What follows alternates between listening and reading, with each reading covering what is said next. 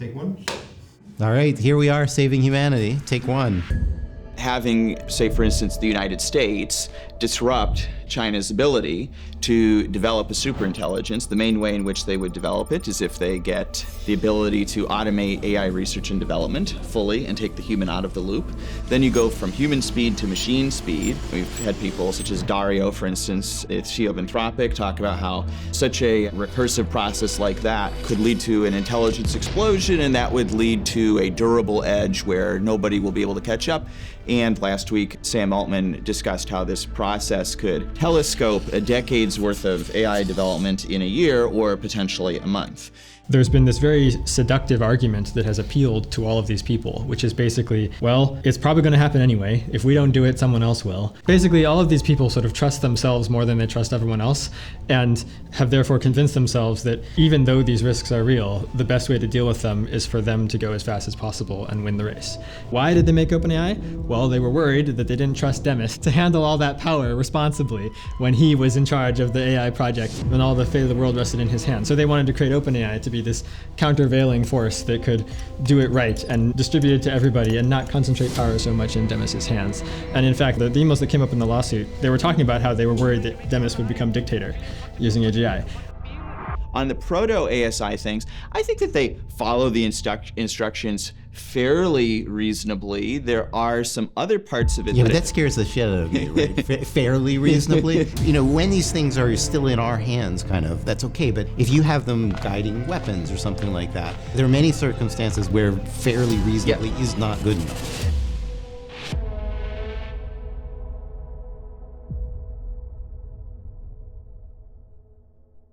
This episode of MLST is sponsored by Tufa AI Labs. It is a research lab which is headquartered in Zurich. They're moving to San Francisco as well. These guys are #1 of the ARC V2 leaderboard. They're genuinely fascinated in building the next generation of technology, the next innovation, which will take large language models to the next stage. If that sounds like you, please get in touch with Benjamin Cruzier. Go to tufalabs.ai. This podcast is supported by Google. Hey everyone, David here, one of the product leads for Google Gemini. If you dream it and describe it, VO3 in Gemini can help you bring it to life as a video. Now with incredible sound effects, background noise, and even dialogue. Try it with the Google AI Pro plan or get the highest access with the Ultra plan. Sign up at gemini.google to get started and show us what you create. All right, so I'm Gary Marcus. I'm a cognitive scientist, an entrepreneur. I've written 6 books, most recently Taming Silicon Valley. I think that, and here we are in the heart of Silicon Valley as we record this in San Francisco. And I think we all want what is best for humanity and hope that AI can be positive for humanity and not negative. I think the 3 of us are maybe not known for agreeing on everything, but we actually have a lot of shared values around that, and I'm looking forward to the conversation. Thanks, Gary. My name is Daniel Kokotajlo. I'm the executive director of the AI Futures Project. We are the people who made AI 2027, which is a comprehensive, detailed scenario forecast of the future of AI.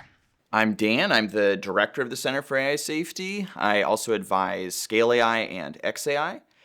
I also have done research in machine learning, like I coined the GELU and the CELU, a common activation function. More recently, I've done evaluations to evaluate capabilities such as MMLU and the math benchmark and humanities last exam. And I've been focusing on trying to measure aspects of intelligence and also AI systems' safety properties for mostly the course of my whole career.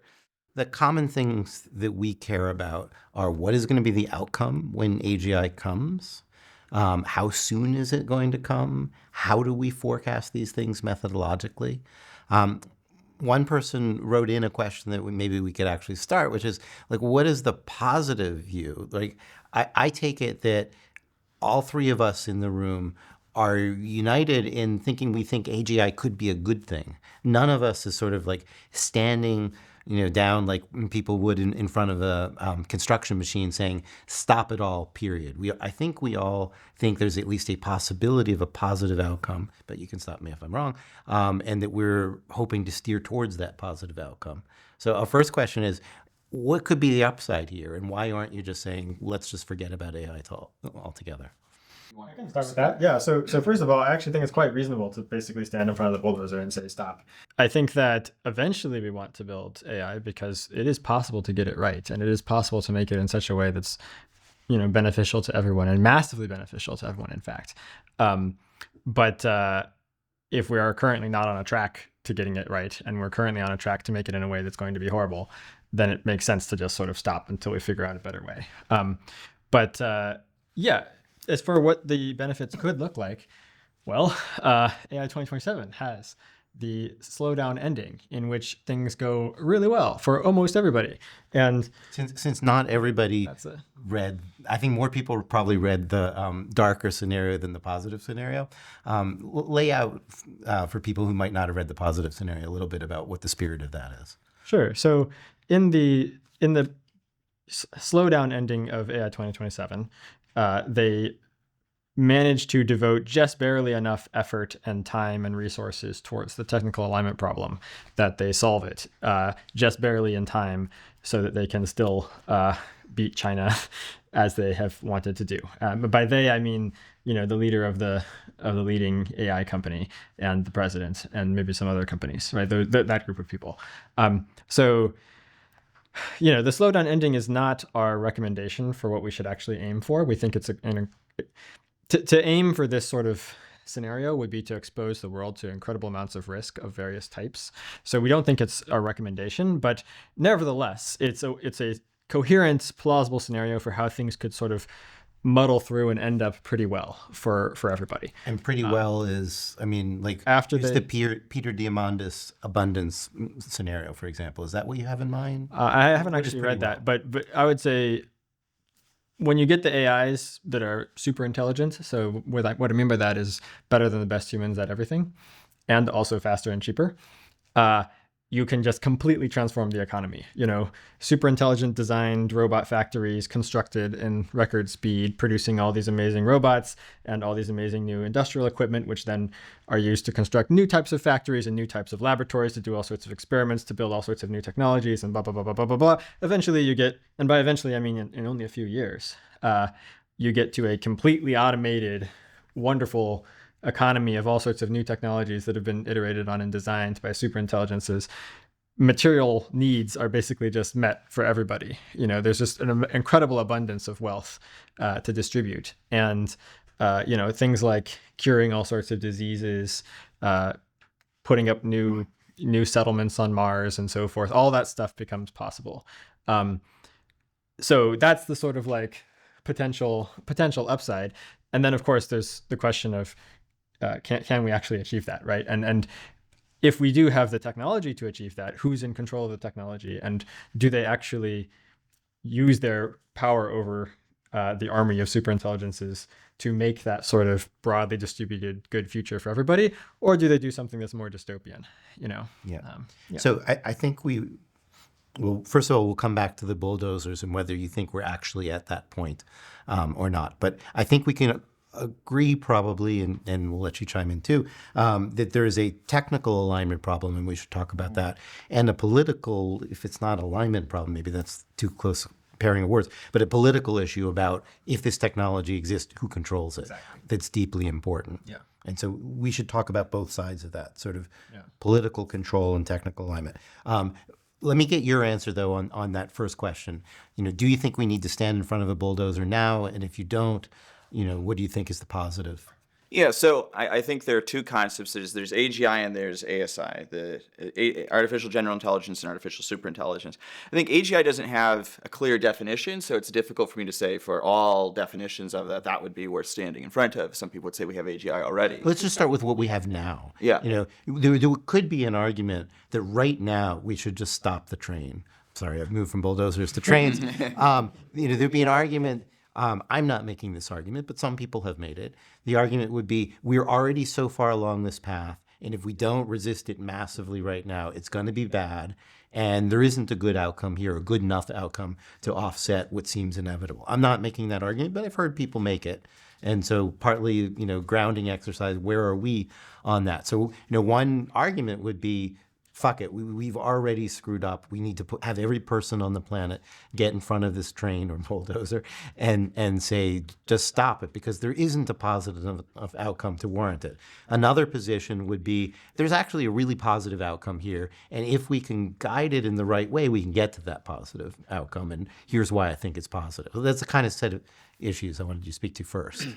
So I primarily think about stopping superintelligence. The main reason for that is because that is much more implementable, geopolitically compatible with existing incentives, and so on. So it's something that I can actually foresee. I think things stopping tomorrow is not something I can as easily foresee, so I don't really think about that. The reason that superintelligence... But is that just a fatalism then? I mean, like, if you're worried about superintelligence, and you might think if we move even towards AGI, which presumably is a closer in time, that's a bad idea because we won't be able to stop the superintelligence. Like, maybe we don't want to risk going further. I mean, I couldn't conceive of how we would coordinate, now to do that. I think the asks are instead having, say, for instance, the United States disrupt China's ability to develop a superintelligence. The main way in which they would develop it is if they get the ability to automate AI research and development fully and take the human out of the loop. Then you go from machine speed, or from human speed to machine speed. And we've had people such as Dario, for instance, the CEO of Anthropic, talk about how that will give the U.S. such a recursive process like that could lead to an intelligence explosion, and that would lead to a durable edge where nobody will be able to catch up. And last week, Sam Altman discussed how this process could telescope a decade's worth of AI development in a year or potentially a month. And I think that's extraordinarily destabilizing for two reasons. One, if they control it, or if a state controls it, such as, say, China, then all the other countries are at substantial risk because that superintelligence could be weaponized and used to crush other countries. And if they don't control it, which I think would be fairly likely by a nearly unsupervised, extremely fast-moving process, then everybody's survival is also threatened. So either way, this very fast automated AI R&D loop is quite destabilizing, whether a state controls it or not. And so I think it makes sense, not just because AI is scarier in some vague sense, but I think that there are very strong geopolitical incentives for a state self-preservation I got that. to prevent that. I want to come back to the geopolitical aspect of it. And I read, or I skimmed the paper that you just did with Alexander and Eric. But I don't think I got an answer for the first part, which is the upside. I don't think I quite sure. got you to lay out the upside. Yeah. So for upside, I think people generally think that if we have AI, it will necessarily hollow out all values, or that will have an extreme pressure toward one of them. Will be zoo animals, or we will or we'll be all pleasured out and just, in our VR experiences constantly and have superficial experiences. I think you could set a society up so that people have the autonomy to choose between different ways that they would want to live their life, given the resources that AI increasing GDP could provide. So I think that there's a way you could have a list of objective goods being met in society. So I don't think there's no equilibria where things can work out. I think there's a way of achieving a variety of goods and still preserving human autonomy and all that. Like sort of what we have now. Imagine we had things now, but then, or we have the autonomy to choose how we want to live our lives now, and there'd be more resources. Some of us in the West have. Yes, that's right. That's right. And there's other sorts of longer term questions about how you might do that, like how are you going to distribute power? Maybe that would be with compute slices that people would rent out, for instance, where they would have the unique cryptographic key to activating that compute slice, so that you're not just distributing wealth, but you're also distributing ways of generating that wealth. There's a lot in this deep future that one could pull at, but I think there are some paths where things work out well. I like the term equilibria. I think we probably all agree that there's multiple equilibria here and that we're all trying to steer towards positive equilibria. And I think we would also all agree that there's lots of different ways to get to both the positive and the negative. We might disagree about some of the paths, some of the likelihoods and so forth, but I think we're all three operating under that general assumption that there's multiple ways this could go. And some of them are good and some of them are bad.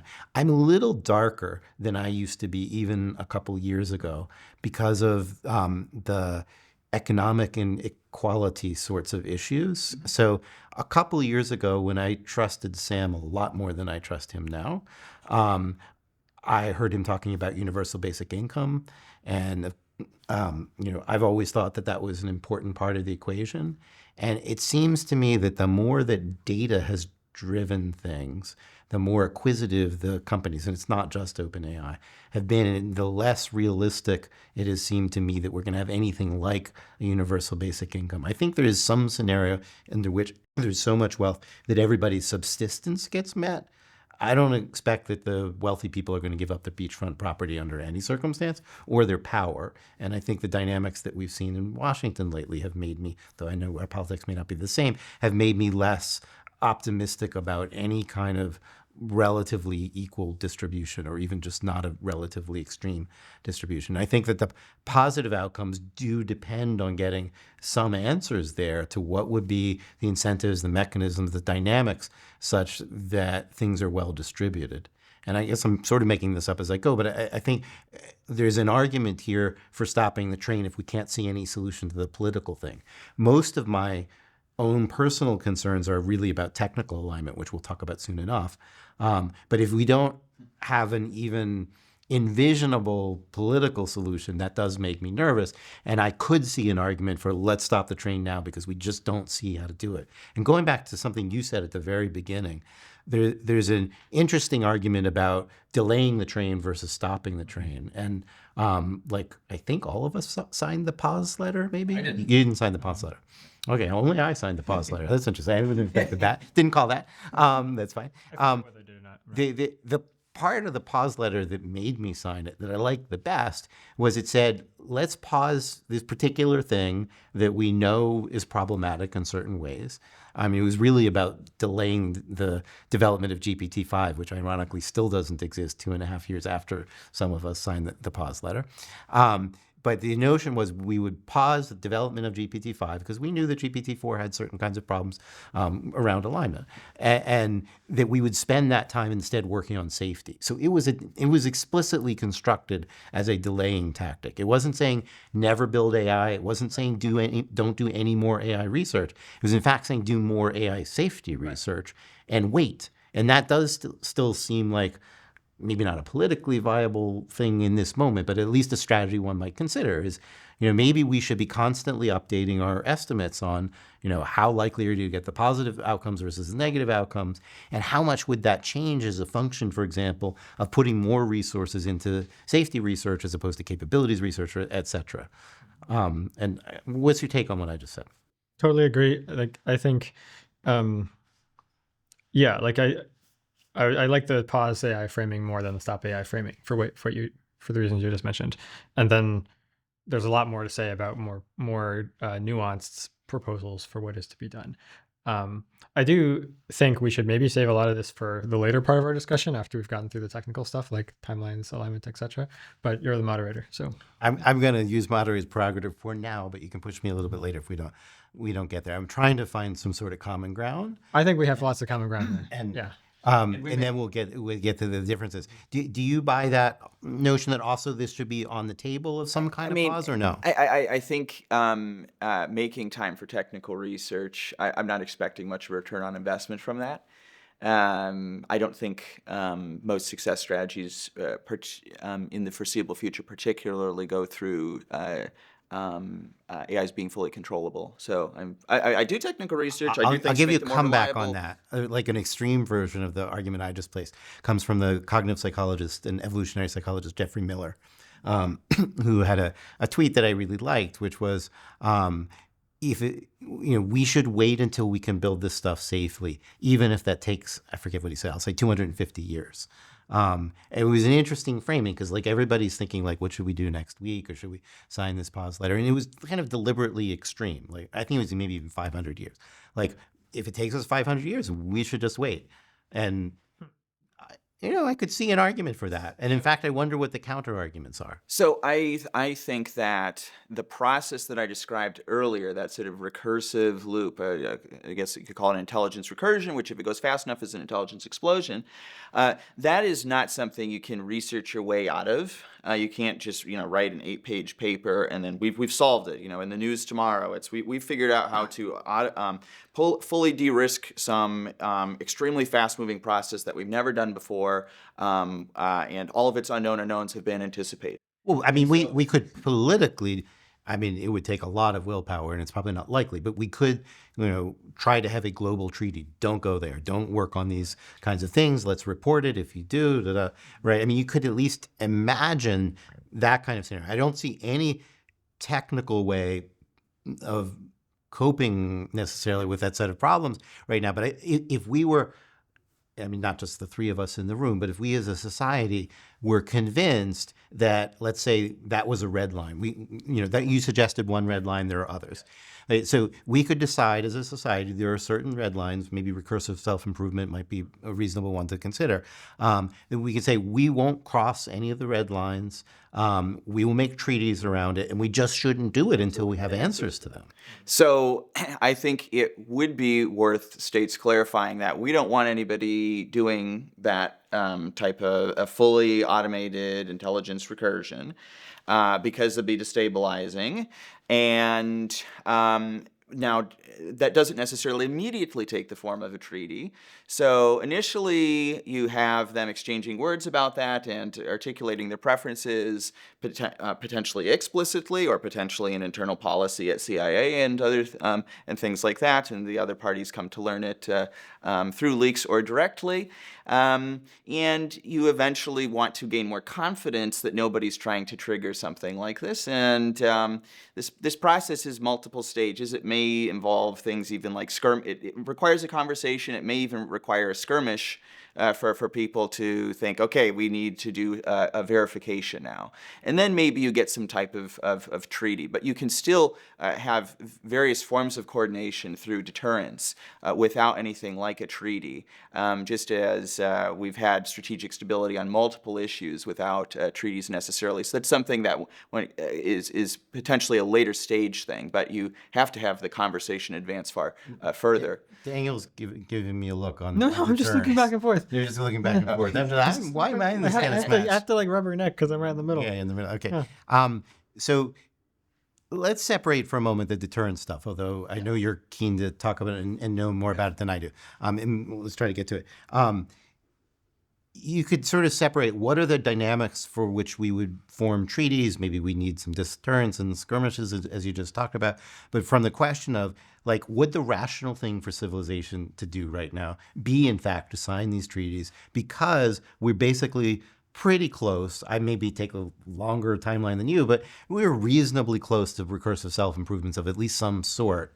And so, like, maybe we don't want to go there. Maybe that's what the rational thing to do would be right now, to make those treaties. Or even if, like, we thought that was 25 years away, because we know treaties take 8-10 years, like, maybe we should be putting all our, intellectual capital or political capital or whatever into doing that right now. What do you think? Yeah, so I think three red lines would be no recursion, where that's fully automated, not just some AI-assisted one, but one that has that explosive potential. No AI agents with expert-level virology skills or cyber offensive skills made accessible without some safeguards. And model weights need to have model weights past some capability level need to have some good information security for containing them and making sure that they're not exfiltrated or stolen by rogue actors. In a minute, I'm going to ask you how close we are on these various things. But what's your take on what he just said? Is those I same red especially lines? agree with the first. I don't know about the other two, but definitely the first one. I think that if somehow we could coordinate on that, that'd be great. I'm not sure if that's the best red line to coordinate on, but it's an excellent place to start, at least. Do you want to throw out any others now, or you can later in the conversation? Or I think that the type of thing that I'm probably going to end up advocating for is going to be more of a like, rather than like, here's a line that we're all not going to cross, something more like, we are going to gradually develop AIs with these capabilities, but we're going to do it in a way that's like mutually transparent to each other, and that proceeds sort of slowly and cautiously, where we all like debate whether it's safe to go to the next level, and then after we get there, we study it for a little bit, and then debate whether it's safe to go to the next level, and so forth. So the sort of thing that we're probably going to end up advocating for is going to look something more like that, rather than, but yeah, in terms of like the thing that you really need to like stop from happening in the short term, that sort of recursive self-improvement thing is, I would say, the number one All thing. right. So this conversation is a little bit depressing in the sense that many of the things that we seem to be worried about actually seem fairly close. Maybe the person in the room who's most pessimistic, if that's the word, let's not, the most extended in time on this is me. But all of us, I would say, think that, well, no, let me rephrase this question. It's a dark set of answers relative to the reality right now, I think, in the following sense. Even if you think it's going to take a while to get to AGI or ASI or something like that, and we'll talk about that in a little bit, the things that are our red lines, and I like your red lines, people are already pushing against them. They may not be breaking through them. Like, depending on your definition of recursive self-improvement, I might give you different estimates. Mine might be a little longer than yours. But people are already trying to do that, right? And transparency is like 1990s talk. Like it's in the rear. I'm exaggerating a little bit, but it's in the rear view mirror. I mean, like OpenAI was open originally. It is not open anymore. And so, there are elements still pushing for transparency, but there are certainly elements pushing against.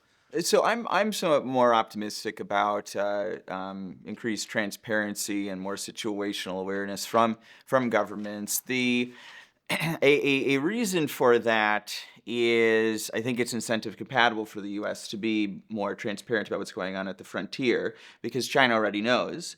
Meanwhile, for PLA, or People's Liberation Army developments, there's somewhat less transparency there. So the people to gain more from information would probably be the rest of the world. So China has somewhat more of an advantage there, and this sort of levels things. And that having high transparency into the frontier is very useful for making more credible deterrence, because then... Interrupt for a second about a time frame question. I think the notion of a durable advantage in LLMs, if that's what the technology is a myth. Like, if we stay on LLMs, nothing's going to be durable. But I think you think about these things in a little bit different way than I do. I think with the current paradigm, I am expecting them to continue to leapfrog each other. So roughly parity is what I'm seeing, right? So there could be a different technology. My personal favorite would be neurosymbolic AI, that somebody gets a durable advantage of, maybe, but there's going to be espionage. People are going to share ideas and whatever. But if the paradigm stays roughly like it is, I don't see anybody getting a durable advantage. So that's part one. Do you agree, disagree with that? I think it depends on what you mean by paradigm. So I would say like LLMs are just a part of this, or a subset of this overall like AI research. Mm-hmm. They're not the only possible AI design. Definitely not. And progress is going to continue being made. I mean, I would say, like, in some sense, arguably, we're already seeing a move away from LLMs with things like these so-called reasoning agents that have access to tools and can write code and so forth. So there's going to be this continuous shift towards, I would say, rather than like discrete paradigm shifts, it'll be more like a continuous paradigm shift. And the AIs of 2027 are just going to be like quite different from the AIs of 2023, But taken as a whole, the AIs, I do think that the United States could potentially end up having a durable advantage over China. And one particular tech company within the United States could end up having a durable advantage. I see this as possible. I see that as unlikely unless somebody approaches the problem in a pretty different way. Like, I can imagine a neurosymbolic approach. It would be just so different from what anybody else has that I could see, at least for a while, an advantage. In the current way of people are doing things, I don't even know what that would look like. Perhaps I should clarify. By durable advantage, I don't mean they never figure out what you already figured out. I mean that by the time they catch up, you've already moved ahead. So that Okay. it's like, you keep running as fast as they're running, so that even though they're only 6 months behind, they can never quite catch up, because by the time they do, you're 6 months ahead again. And that was part of the other part of that question I wanted to get to, which is like, does 6 months matter? Is that enough to change the world or not? Right now, it doesn't seem huge, but if you are the first to trigger a recursion, exactly. that can matter a lot. Be the moment where it matters. And that goes back to the other question, which is on the recursion thing. The fact is, people are trying it, as far as I understand it. Like, It's the plan. it is. It It's, seems it's to be the plan. Yeah, it's still highly AI assisted, and nobody could try and spin this up right now and have that be foreseeably going to lead to something substantial. But I mean, what I see right now is like, you could do your hyperparameter search faster or something like that. And you could call that recursion if you want, but that's not really what we're talking about here. We're talking about like a system finds a fundamentally new idea that heretofore would only come from humans. That's right. And that And it's doing leverages the whole something stack else. of not only coming up with the ideas, but testing them, validating them, working out the tweaks, implementing them, scaling I them. think that's exactly what people like Sam and Dario are now hinting that they're going to be able to do soon. I'm not really buying those claims, but I think that's what they want to do now. 100%. Yep. Yeah. And that is destabilizing. And scary and dangerous. Let's say potentially destabilizing. I mean, if it's just Yeah. hype and they can't really do it, it's not destabilizing. But if hope it's- if No, I mean, one of them achieves it, if it were technically feasible, that would be destabilizing. Yeah. and I mean, I think we can agree it probably is technically achievable. It's just a question of whether you can do it with current technology That's right. or later. How far in the future? Right? Yeah. Like, Yeah. there's no, surly an argument that this can't be done, that Yeah. you need. Yeah. Right. I mean, I think we all think that's going to happen. And so one advantage for transparency then is if there were very high visibility as to what's going on at the frontier, if they're basically triggering this sort of process and the public is kept reasonably informed as it's happening, I think the world would be very much freaking out. Yeah. So I think that possibly sunlight might be a way of providing substantial pressure to prevent that. Freaking out might be too strong, but it's worth mentioning that like polls of the American people, not necessarily in Asia, but American people are pretty worried. It's maybe not at the top of their set of worries, which might be economic or and so forth. But you look at these polls, and like 75% of the American public is already worried, and I expect that worry will increase, not decrease. At least I don't see any active thing that is going to decrease it anytime soon. The thing that might decrease it is propaganda from the tech companies, I think. But the tech companies seem to like scaring people, as far as I can tell. Oh, I disagree. I think that, I mean, there's probably some of that there to some extent, for sure. But at least my experience at OpenAI was that there was more pressure to like not talk about the risks in public and to like, sort of downplay that sort of thing than there's no pressure to play it up, at least not as far as I could tell. And if you look at the public messaging by Sam over the years, he's certainly started to like talk about it less and less and less. Well, when I mean, partly because I pushed him, but when we talked at the Senate, he didn't answer the question, "What were you most worried about?" I mean, Right. I made Blumenthal come Jobs. back Yeah. to him. But Blumenthal says it's jobs, and Sam gives his explanation why he's not that worried about jobs. Right. And I say to Blumenthal, you should really ask him a question. And Sam there said, my biggest worry is that we do, I can't remember the exact words, but substantial harm to humanity. And when he was back at the Senate a few weeks ago, his biggest harm was like, in so many words, like we don't make all the money and extract all the value that we could, or something like that. Right. So I think it's true that he used to talk more about this kind of risk stuff and talks less now. So, I mean, that's interesting data point. Around the time that I did my Senate appearance, which was May 2023, so I'm reconstructing timelines, a little bit after that was a second letter related to the pause letter, which I did not sign. That was the one about being, and maybe you wrote, I don't know, I can't remember. The Kite letter? The extinction letter. Yeah. Yeah, I signed that one. You made it happen. That's what we Yeah. decided. So I didn't sign that one, and we should soon get to extinction risk. But we'll come back to it in a minute. Sam did, I think, sign that, right? So at that time, that was maybe June 23 or July 23 or something like that. It was after the Senate appearance. I knew that. at that time, it was still popular among CEOs to express concern about this. And maybe it's true that they do a little bit less. Dario still alludes to this, right? So a lot of people that I have spoken to think that it's a deliberate mechanism to try to hype the product, to talk about the risk. Like, look how great our stuff is. It might kill us. Yeah, so I have lots to say A lot of about this. scientists sign that. Okay, I know. usually just I didn't, but scientists, many and did. then- Yeah, I understand. Yeah. So first of all, yeah, loads of people have these views who aren't conflicted and trying to hype up the companies. I agreed about that too. But then to your point about the hype, my take on what's been happening is that DeepMind, OpenAI, and Anthropic have been full of people who were thinking about superintelligence from the very beginning, at the highest levels of leadership, and therefore they have been considering, at least somewhat, both the loss of control risk and the concentration of power risk, who gets to control the AIs from the beginning. And this is documented in all sorts of ways. You can look at their old writings and so forth, some of the leaked emails. And then you might ask, well, why are they building it? If they've been thinking about these risks, can't they see loss of control? Loss of control, concentration of power. Yeah. So loss of control is what if we don't solve the alignment problem in time and the AIs take over, and then concentration of power is if we do solve the alignment problem, like who controls the AIs? What goals do we put in them?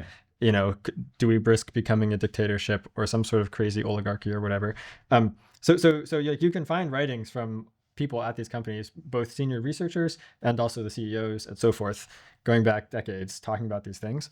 And then you might ask, well, why are they doing this? Why are they racing to build these things if they were? I mean, Dario seems like the most extreme version of that question. Like, he seems still very much publicly saying that there's very serious risk, and he seems very much publicly pushing the models forward. Like, I understand, though I didn't see it myself, that at some point he was saying we won't build frontier models because of these risks, and now he's obviously building frontier models. And so the key here is, I guess I would say, in a single word, it'd be rationalization.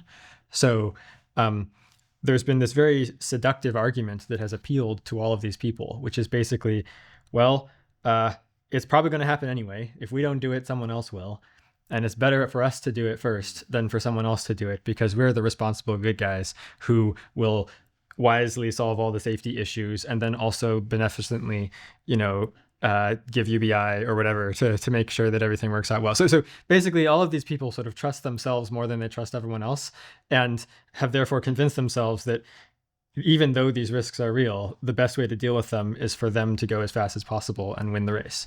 And this is, DeepMind's plan, so to speak, Demis Hassabis, his plan was basically get there first with this big corporation, Google, and then because you have such a lead over everybody else, you can sort of slow down and get all the safety stuff right and sort of make sure that everything goes well before everybody else catches up.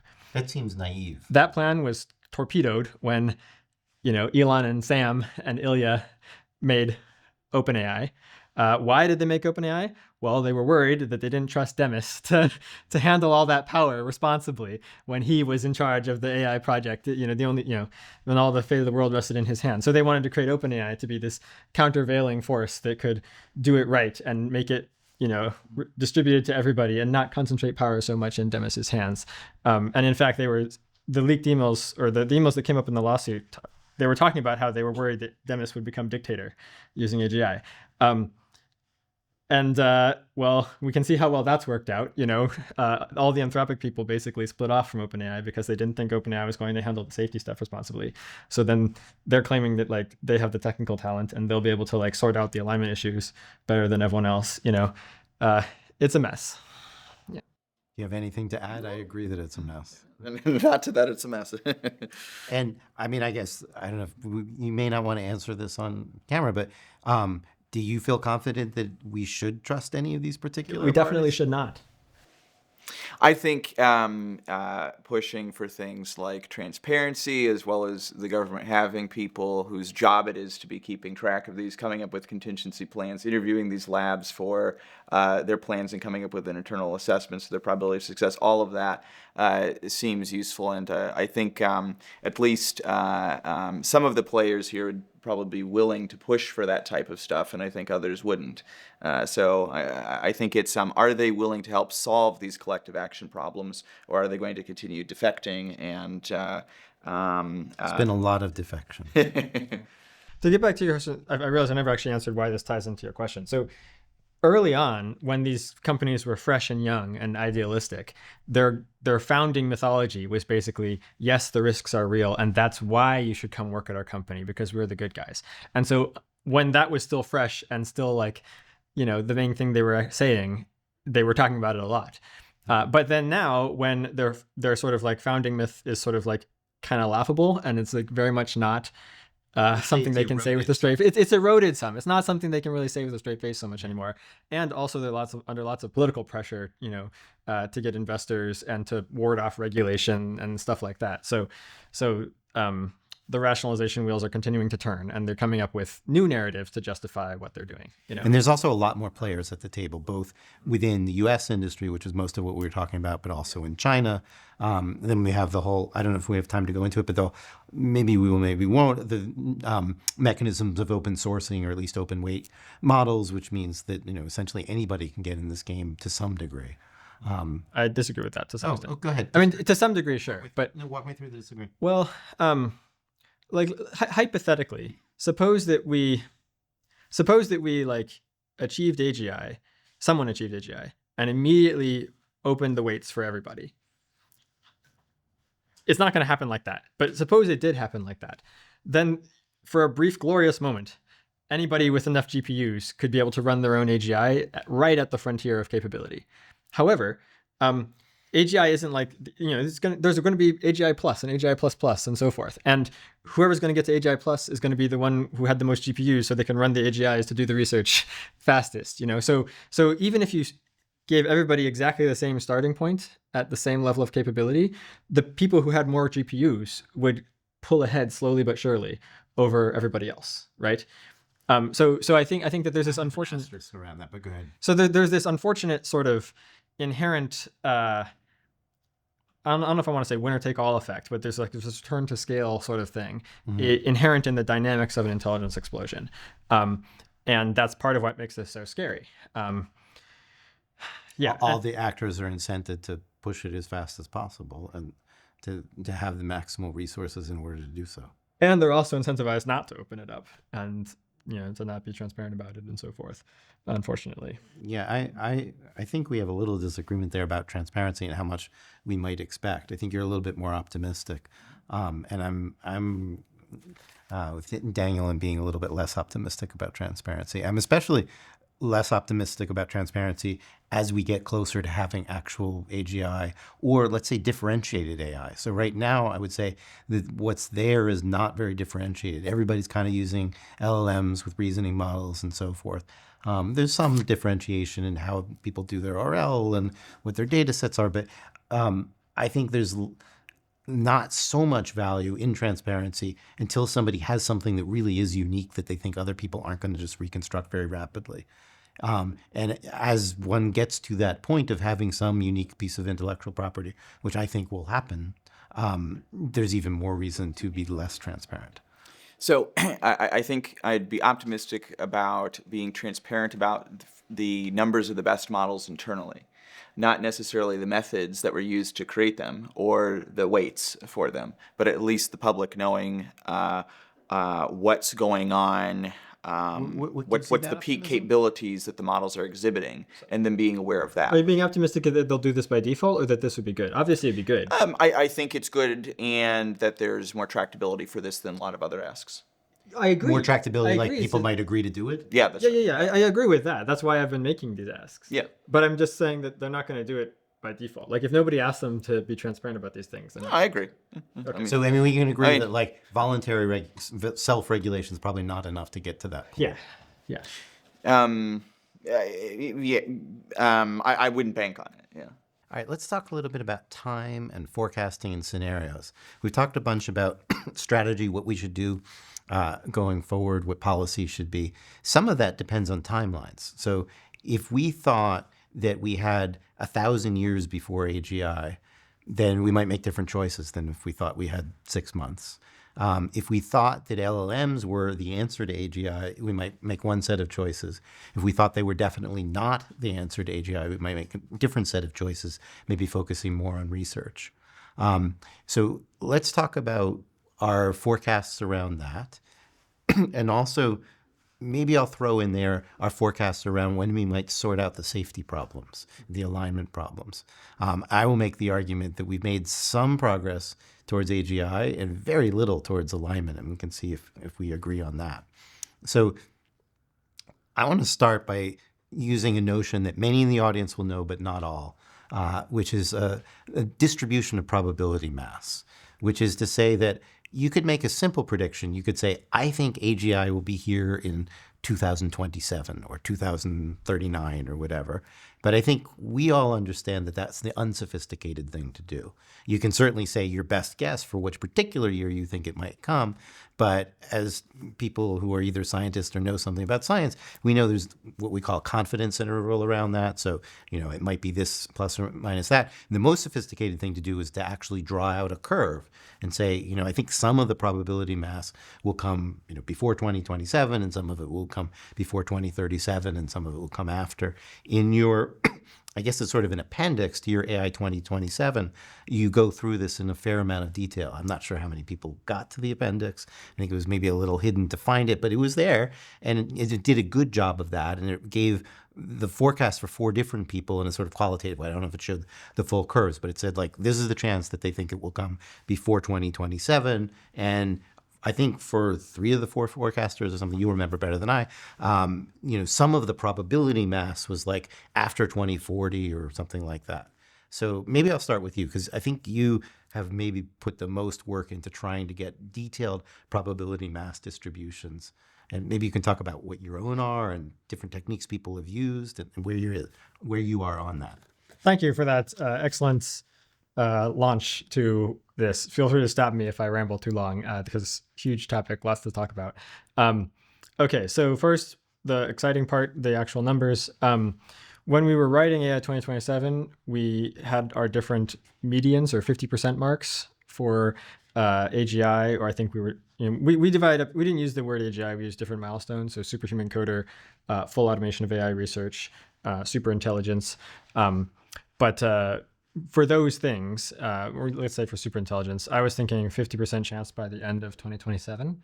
And that's why AI 2027 depicts it happening at the end of 2027, is because I was sort of illustrating my median projection. Now, the other people at AI Futures Project tended to be somewhat more optimistic than me. They tended to think it would take longer to get to superintelligence. Let's clarify. Yeah. Optimistic. Is that kind of flips depending on how you think it's Sure, yeah. So they thought it would take longer, like 2029, 2031, something like that. Let's say more conservative. A few more years, yeah. That's right.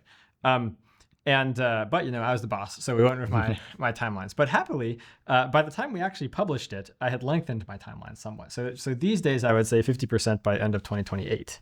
That doesn't give me that much comfort. I mean, I think you're wrong, but if we have an extra 12 months, I'm not sure that's enough to handle all that. It's still quite scary. But in terms of what the shape of our distributions look like, they tend to have a sort of hump in the next 5 years, and then like a long tail. And why is that? And the reason for that is because, the pace of AI progress has been quite fast over the last 15 years, and we understand something about the reasons for why it's been so fast, and basically the reason is scale. So they've been scaling up compute, they've been scaling up data, they've been drawing in ever more researchers into the field, but especially compute is probably the most important input that they're scaling up. And that's sort of turbocharged progress. But they simply won't, the companies simply won't be able to scale things up at the same pace after a couple of years. Is that a function of power, or is it a function of like electrical power? Or what is the function? What's the rate limiting step by which you think that kind of scaling won't continue? It won't be like a sharp cutoff, but it'll be a couple things. So partly it'll be, power supplies. Partly it'll just be compute production, like much of the world's, even after building new fabs and even after converting much of the world's chip production into AI chips, they'll have to like produce 10 times more fabs in order to scale up by 10 times, right? Whereas previously they could just take chips designed for gaming and you repurpose them for AI. So in a bunch of little ways that are going to add up, there's going to be all these frictions that's going to start to bite that will make it harder for them to continue the crazy exponential rate of scale up. I think we're already seeing that with data. Like, I don't know the actual numbers, but let's say that GPT-2 used maybe 10% of the internet or something like that, or 5% or something like that. Maybe you guys know the actual numbers. And GPT-3, used a significantly larger fraction. GPT-4 used like most of the internet, including transcriptions of videos and stuff like that. And so you can't just keep 100xing that because there just isn't enough data. There's new data generated every day, and, so you can always eke out a little more. And people are turning to augmented data as well. They should, but that's not a kind of universal solvent. It works better for things like math, where you can verify that the augmented data are better. And so I think we're already running against that kind of like bottleneck on one of the, let's say, raw resources that go in, at least into the current approaches. And another thing I would add is that you can also just think about money, which you can use to buy many of these things.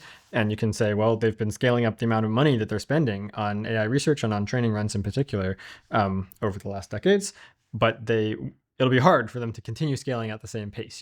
They're probably already doing something like billion-dollar training runs, but if it goes at the same pace, what was the biggest training run in 2020 was like $3 million, something like that, $5 million. So they've gone up by like 2.5 orders of magnitude in 5 years. If it's another 2.5 orders of magnitude, we're doing a $500 billion training run in 2030. Like, there starts to be not enough. Yeah, there's just not enough money in the world. Like the tech companies just won't be able to afford it. Even if they've grown bigger than they are today, the economy just won't be able to afford it. And so that's why we predict that, like, if you don't get to some sort of radical transformation, if you don't get to some sort of crazy AI-powered automation of the economy by the end of this decade, then there's going to be a bit of an AI winter. There's going to be, at the very least, a sort of tapering off of the pace of progress. And then that sort of stretches out a lot of probability mass into the future, because that's a very different world. It's like, it could take forever. Well, not forever. It could take a quite long time to get to AGI once you're in that regime. I'm going to ask you one or two more questions. I'm going to insert mine, and then I'm going to come to Dan, although if you want to... One note on data was, we sort of ran into that bottleneck, I think maybe 2 or so years ago. And the main things that have been continuing the pace would be this, thinking mode type of stuff outside of the trends that were existing previously. So I think it's sort of picking up slack in some ways for the fact that most of the internet's been trained on. The methodology by which you came up with these curves, can you just tell us a little bit about them? Yeah. So again, these curves represent our subjective judgment, which is very uncertain. It's just our opinions, But the way that, I guess the way I would like to say it should be done is rather than just sort of pulling a number out of your ass, so to speak, you should come up with models and look at trends, and then have little calculations that attempt to give numbers, and then you should stare at all of that and then pull a number out of your ass based on all that stuff that you've just looked at, and so that's what we did. And the main arguments and pieces of evidence that we found moving to inform our overall estimates were what we would call the benchmark and plus gaps argument. Perhaps I should also go into the compute-based forecast. Have you heard of the bioanchors framework by Ajay Kotra? I don't think I know. Okay, well, I'll briefly mention that before getting into the benchmarks plus gaps thing. So the bioanchors framework, it's called bioanchors because it references the human brain, and I think that part's actually the less exciting and plausible part of it. The part that I think is more robust and more worth using is this core idea that you can think of this trade-off between more time to come up with new ideas and do AI research, and more compute with which to do the AI research. And you can sort of think, you can make a big two-dimensional plot, and you can imagine, okay, 10 more years, 20 more years, 30 more years, how does the probability that we get to AGI go up with more time? But you can also imagine not more time, but just more compute. Could we get to AGI today if we had 5 orders of magnitude more compute, 10 orders of magnitude more compute, 30 orders of magnitude more compute, right? And the insight there is that the answer is yeah, probably. Like for example, if you had 10 to the 45 floating point operations, you could do a training run that's basically just simulating the entire planet Earth and all life evolving on it for 1 billion years, with that amount of compute. And the thought there is that you don't really need to understand how intelligence works at all if you're building it with that type of training run, because there's no insight coming from you. You're just sort of letting nature do its thing and letting evolution take its course. And so the thought is that we can make a not guaranteed, but like a soft upper bound at something like 10 to the 45. And then you can make other sort of soft upper bounds. You can think, well, what could we do with 10 to the 36? And you can I wrote a blog post about this in 2021. Suppose we had 10 to the 36 flop. What are some like really huge types of training runs we could do? And then like, what's our guess as to how likely that is to work? And what you can do is you can start to smear out your probability mass over this dimension of compute. And so you sort of have a soft upper bound, and then you have, of course, a lower bound, which is the amount that we already have done. We clearly haven't done it right now with this amount of compute.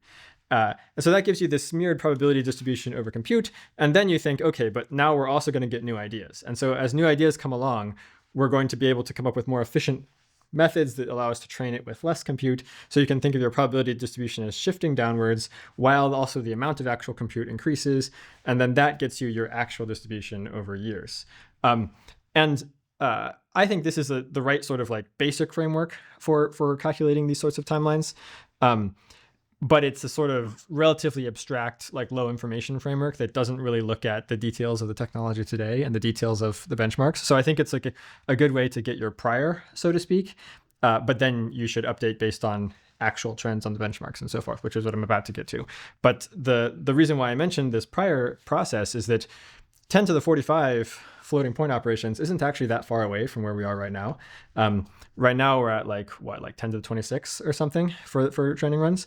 And we're going to be crossing a few orders of magnitude in the next couple of years. And so even if you just had like even if you just smeared out your probability mass with maximum uncertainty across the like orders of magnitude from where we are now to 10 to the 45, there'd be like, a non-negligible amount that it's going to happen in the next few years.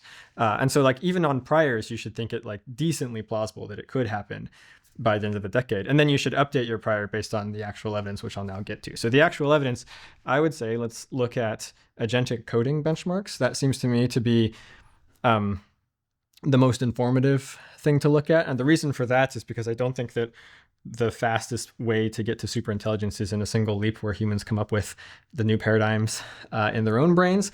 I think rather it's going to be this more gradual process where humans automate more of the AI research process, and then that gets us to the new paradigms fast. And so I think that the lowest hanging fruit as far as the AI research process is concerned that's going to automate first is the coding. So I'm looking to see when will we get to the point where the coding is basically all handled by LLM-like AI assistants. And we have benchmarks for that, sort of. Like, places like Meter, METR, have been building these little coding environments, doing all these coding tasks. The companies themselves have been doing this, of course, because they are racing as fast as they can to get to this automated coder milestone. And so we look at those and we extrapolate trends on them, and we forecast that, well, in the next couple of years, they're basically going to saturate. We're going to have AIs that can just crush all of these coding tasks. And they're relatively, they're not something to scoff at. They're not just multiple choice questions. They're like the sort of task that would take a human like 4 hours to do or 8 hours to do. But that's not the same thing as completely automated coding. So first we extrapolate to when they saturate the benchmarks, and then we try to make our guess as to what the gap is between the first system that can completely saturate these benchmarks and the first system that can actually automate the coding. And that's probably the more speculative part, but we do our best to reason about. All right, well, now we're ready for our first full-on disagreement of the day. But I understand your logic there. I think it's well thought through, but it's missing the cognitive science for me. And my approach to this is more from the cognitive science. I see a set of problems that a cognitive creature must solve, many of which I wrote in my 2001 book, The Algebraic Mind. And I don't feel like we've solved any of those problems, despite the quantitative progress that we've made. And those include generalizing outside the distribution, which I think still remains a huge problem. I think the Apple paper was, there are actually two Apple papers I discovered today, but the Apple paper with the Tower of Hanoi stuff, I think is an example of problems with distribution shift. I think we've seen many of them over the years. We see that these systems have trouble doing multiplication with large numbers unless they call on tools. And so forth. I think there's lots of evidence for that. I think that there's a problem of distinguishing types and tokens that leads to bleed through when you're representing multiple individuals from some category that leads to hallucinations. So I wrote an essay recently about the hallucinations that I think it was ChatGPT made about my friend Harry Shearer, who's a pretty well-known actor, and it misnamed the roles of characters that he played in the movie Spinal Tap and said that he was British when he's American and so forth. And I think this blurring together that we see of hallucinations remains a problem. And I could go on with a list of others. I think there's several having to do with reasoning, planning, etc. And the way I look at things, which is not to say that there isn't some value in what you're doing, is more on these cognitive tasks. And so what I say to myself is, what would AI look like 2 years before we achieved AGI or ASI or something like that? Certainly 2 years before we achieved ASI, we would have full solutions to all of those things. If we specified an algorithm for something, we would expect the system to be able to follow it. Current systems can't even play chess reliably according to the rules. So, O3 will sometimes make illegal moves. It can't avoid illegal moves. Another thing I would expect is that current systems, when we're close, would be basically the equivalent of their domain-specific counterparts, or at least be close, right? AGI means artificial general intelligence. And I would say the reality is that domain-specific systems are actually much better than the general ones right now. The only general ones we have are LLM-based. But for example, AlphaFold is a very carefully engineered hybrid neurosymbolic system that far outperforms what you could get from a pure chatbot or something like that. Somebody just showed that an Atari 2600 beat, I think it was O3 in chess. So even sometimes very old systems will beat the modern domain general ones. On Tower of Hanoi, Herb Simon solved it in 1957 with a classical technique that generalizes to arbitrary length, whereas the LLMs do not generalize to arbitrary length and face problems. And so I could go through more, but the gist of it is I don't see the qualitative problems that I think need to be solved. And I'll just go to your 1045, 10 to the 45th, because it's really interesting to me. I wrote a piece once with Christoph Koch. I don't know if you guys know him, the neuroscientist. We wrote a science fiction essay. It's the only published science fiction essay I've ever written. And it was in a book that I wrote called The Future of the Brain, which I guess we wrote in 2015. I was the editor, and we wrote the epilogue to it in, I'll call it 2015. And so it was set in something like 2055. Or I think it was 2045. And the notion was, there's a book about neuroscience, that by that point we would actually have created an entire simulation of the brain, but it would run slower than the human brain and would still not have taught us anything about how the brain really works. So we'd have this simulation, but we wouldn't understand the principles of it. We'd have a neuron by neuron simulation, maybe even a protein by protein simulation. But we could find ourselves in the place where we'd replicated the whole thing without really understanding where it worked. And I do wonder with the 10 to 45, even if you'd sort of trained on everything, would you have solved the distribution shift? And would you have abstracted principles that allow you to run efficiently and effectively and usefully in new domains and so forth? I think it's a really interesting question. I had never thought of the 1045, even though I read at least some of your paper. I admit I didn't get to that level of detail. Well, this part wasn't in 2027. This is sort of... So it wasn't in that appendix. Yeah. I admit I didn't read the whole appendix. I read some of it. I think it's a really fascinating thought experiment. So maybe I've said enough. So just to lay it out, like there's one way to extrapolate on the basis of things like compute. And I think you've done a masterful job of doing that as well as can be done, and acknowledging that there's still an element of pulling things out of one's behind, which is true on any account. Like nobody can really do this in a closed form way. And then I have a different slice on it, which is like, where are the qualitative things that I want to have solved? I think Jan LeCun, who I often disagree about many things with, actually would be closer to mine. He would probably give a different set of litmus tests that he's looking for. We would both emphasize world models. We have slightly different ideas about world models, but he would say, I don't think we're close because we don't really have world models, and neither of us, I think, are satisfied with the current thing that some people call reasoning, but neither of us think is, robust enough. And so I think he and I both take an architectural approach or a cognitive approach. Great. So I'll list a bunch of bullet points of things we could discuss, and then hopefully we can get through them each. And if we miss some, well, at least I put them out. So in reverse order, 10 to the 45 scenario where you just sort of brute force evolve intelligence. Indeed, you would not understand how it works at all. But nevertheless, you would have it. And you could sort of take those evolved creatures out of their simulated environment and then start, plugging them into like chat products and stuff and using them in your economy. And they would be smart. They evolved. They built their own civilization in there. So they're pretty smart and they're pretty good at generalizing and so forth. So you wouldn't understand how it works, but you'd still nevertheless have the AI system. And indeed, that's kind of what I think is happening today for us. Like we don't understand how these AI systems work very well. We're sort of just throwing giant blobs of compute at giant data sets and training environments, and then playing around with them afterwards and seeing what they're good at.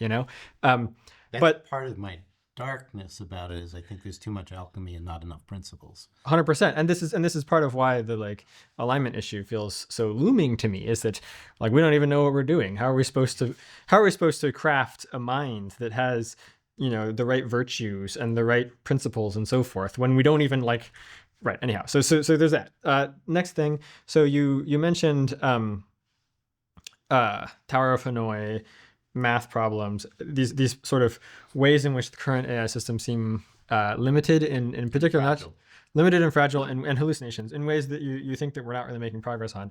So there I would say, well, I also can't solve the Tower of Hanoi, and I also can't do large math problems in my head. I need tools. I need to be able to program a little bit, or use a calculator. I'm going to come in on that briefly. Okay. One is that, relatively young children can actually do Tower of Hanoi really well if they care about it. So even really big ones? Even pretty big ones. There's a video, I think, of a kid doing 7 discs lightning fast, in 2 minutes on YouTube.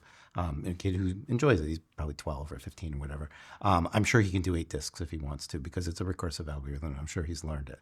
And so I think some humans can do a problem like that. Some humans, if they want to, can do arithmetic. We humans do get into memory limitations, but you shouldn't expect that AGI should. There is actually we should pause for a moment on definition of AGI, right? It has had varied definitions.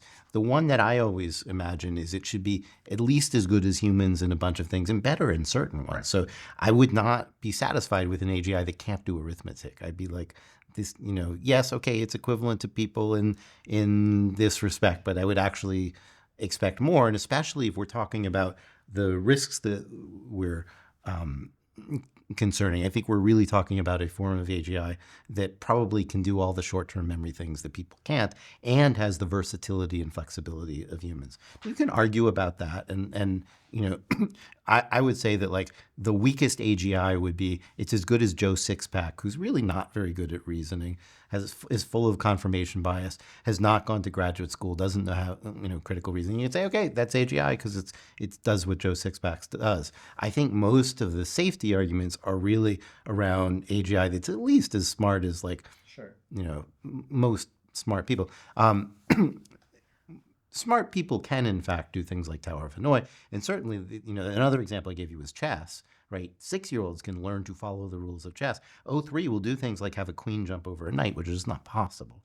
And so, the failures there are quite striking and not something you need even an expert to do. Yeah, so I guess I would say it feels to me like we're making progress on these things, or at least that these barriers are not going to be barriers for long. I think, for example, that maybe the LLM... That's assuming your conclusion, the last little piece. Well, let me tell you more. Let me tell you why I think this. So I think that, maybe the transformer by itself might have trouble doing a lot of this, but you should think about the transformer plus the system of tools and plugins that you can build around it, like Claude plus code interpreter and things like that. And I think that system could solve Tower of Hanoi and things like that, because Claude might be smart enough to look up the algorithm and then implement the algorithm and then do it. And so I'm curious for your immediate reaction to that point. I mean, look, I've always advocated neurosymbolic AI, and I think that is actually a species of neurosymbolic AI. I don't think it's the right one, but the point of the neurosymbolic AI, the arguments that I made going back to 2001, was that you need symbols in the system to do abstract operations over variables. There were several other arguments, but that was the core argument. And what you're doing when you have Claude call an interpreter is you are doing operations over variables in the Python that it creates. And so you're moving it to a different part of the system. So the pure neural networks don't have operations over variables and fail on all of these things. Symbolic systems can do them fine. And here you're using the neural network to create the symbolic system that you need in order to solve that particular problem. So it's absolutely a neurosymbolic solution. I think that the rate limiting step is that they don't always call the right code that they need. If you could make that solid enough, that would be great. Okay. You could think, I'll just say a couple more sentences there. One of the first attempts at this strategy was to put an LLM into Wolfram Alpha which is a totally symbolic system, right? Or not Wolfram Alpha, into Mathematica. And the results were hit or miss, right? And the problem was on the interface getting to the tools. If you can really reliably get to the tools, then you have a neurosymbolic system that works, right? If you can have the neural networks reliably call the tools that they want, or that they should be calling relative to the problem, I should say, then you're golden. I think empirically it is a bit hard to get the tools to work reliably enough. So that's helpful because I think that sort of collapses a lot of your barriers into one barrier, which is reliability. Because perhaps you would agree that like if we can get them to, we should come back to the world models piece of it. But yeah, go ahead, go run with that. Well, yeah. So there, I would say it does seem to me like the AIs have been getting more reliable over the last couple of years. And one piece of evidence I would point to is the horizon length graph from Meter, which you've probably seen. We talked about. I wrote a whole paper about why I hate it. Oh, okay, interesting. Yeah. So in my Substack, people. So the way I would interpret this graph, and I'm sure many of our audience has already seen this, but they have this, they have this suite of agentic coding tasks that are sort of organized from shortest to longest in terms of like how long it takes human beings to complete the tasks. And then they note that, the AIs of 2023 could generally speaking do the tasks from here to here, but not do the tasks above this length. But then each year, like the crossover point has been lengthening.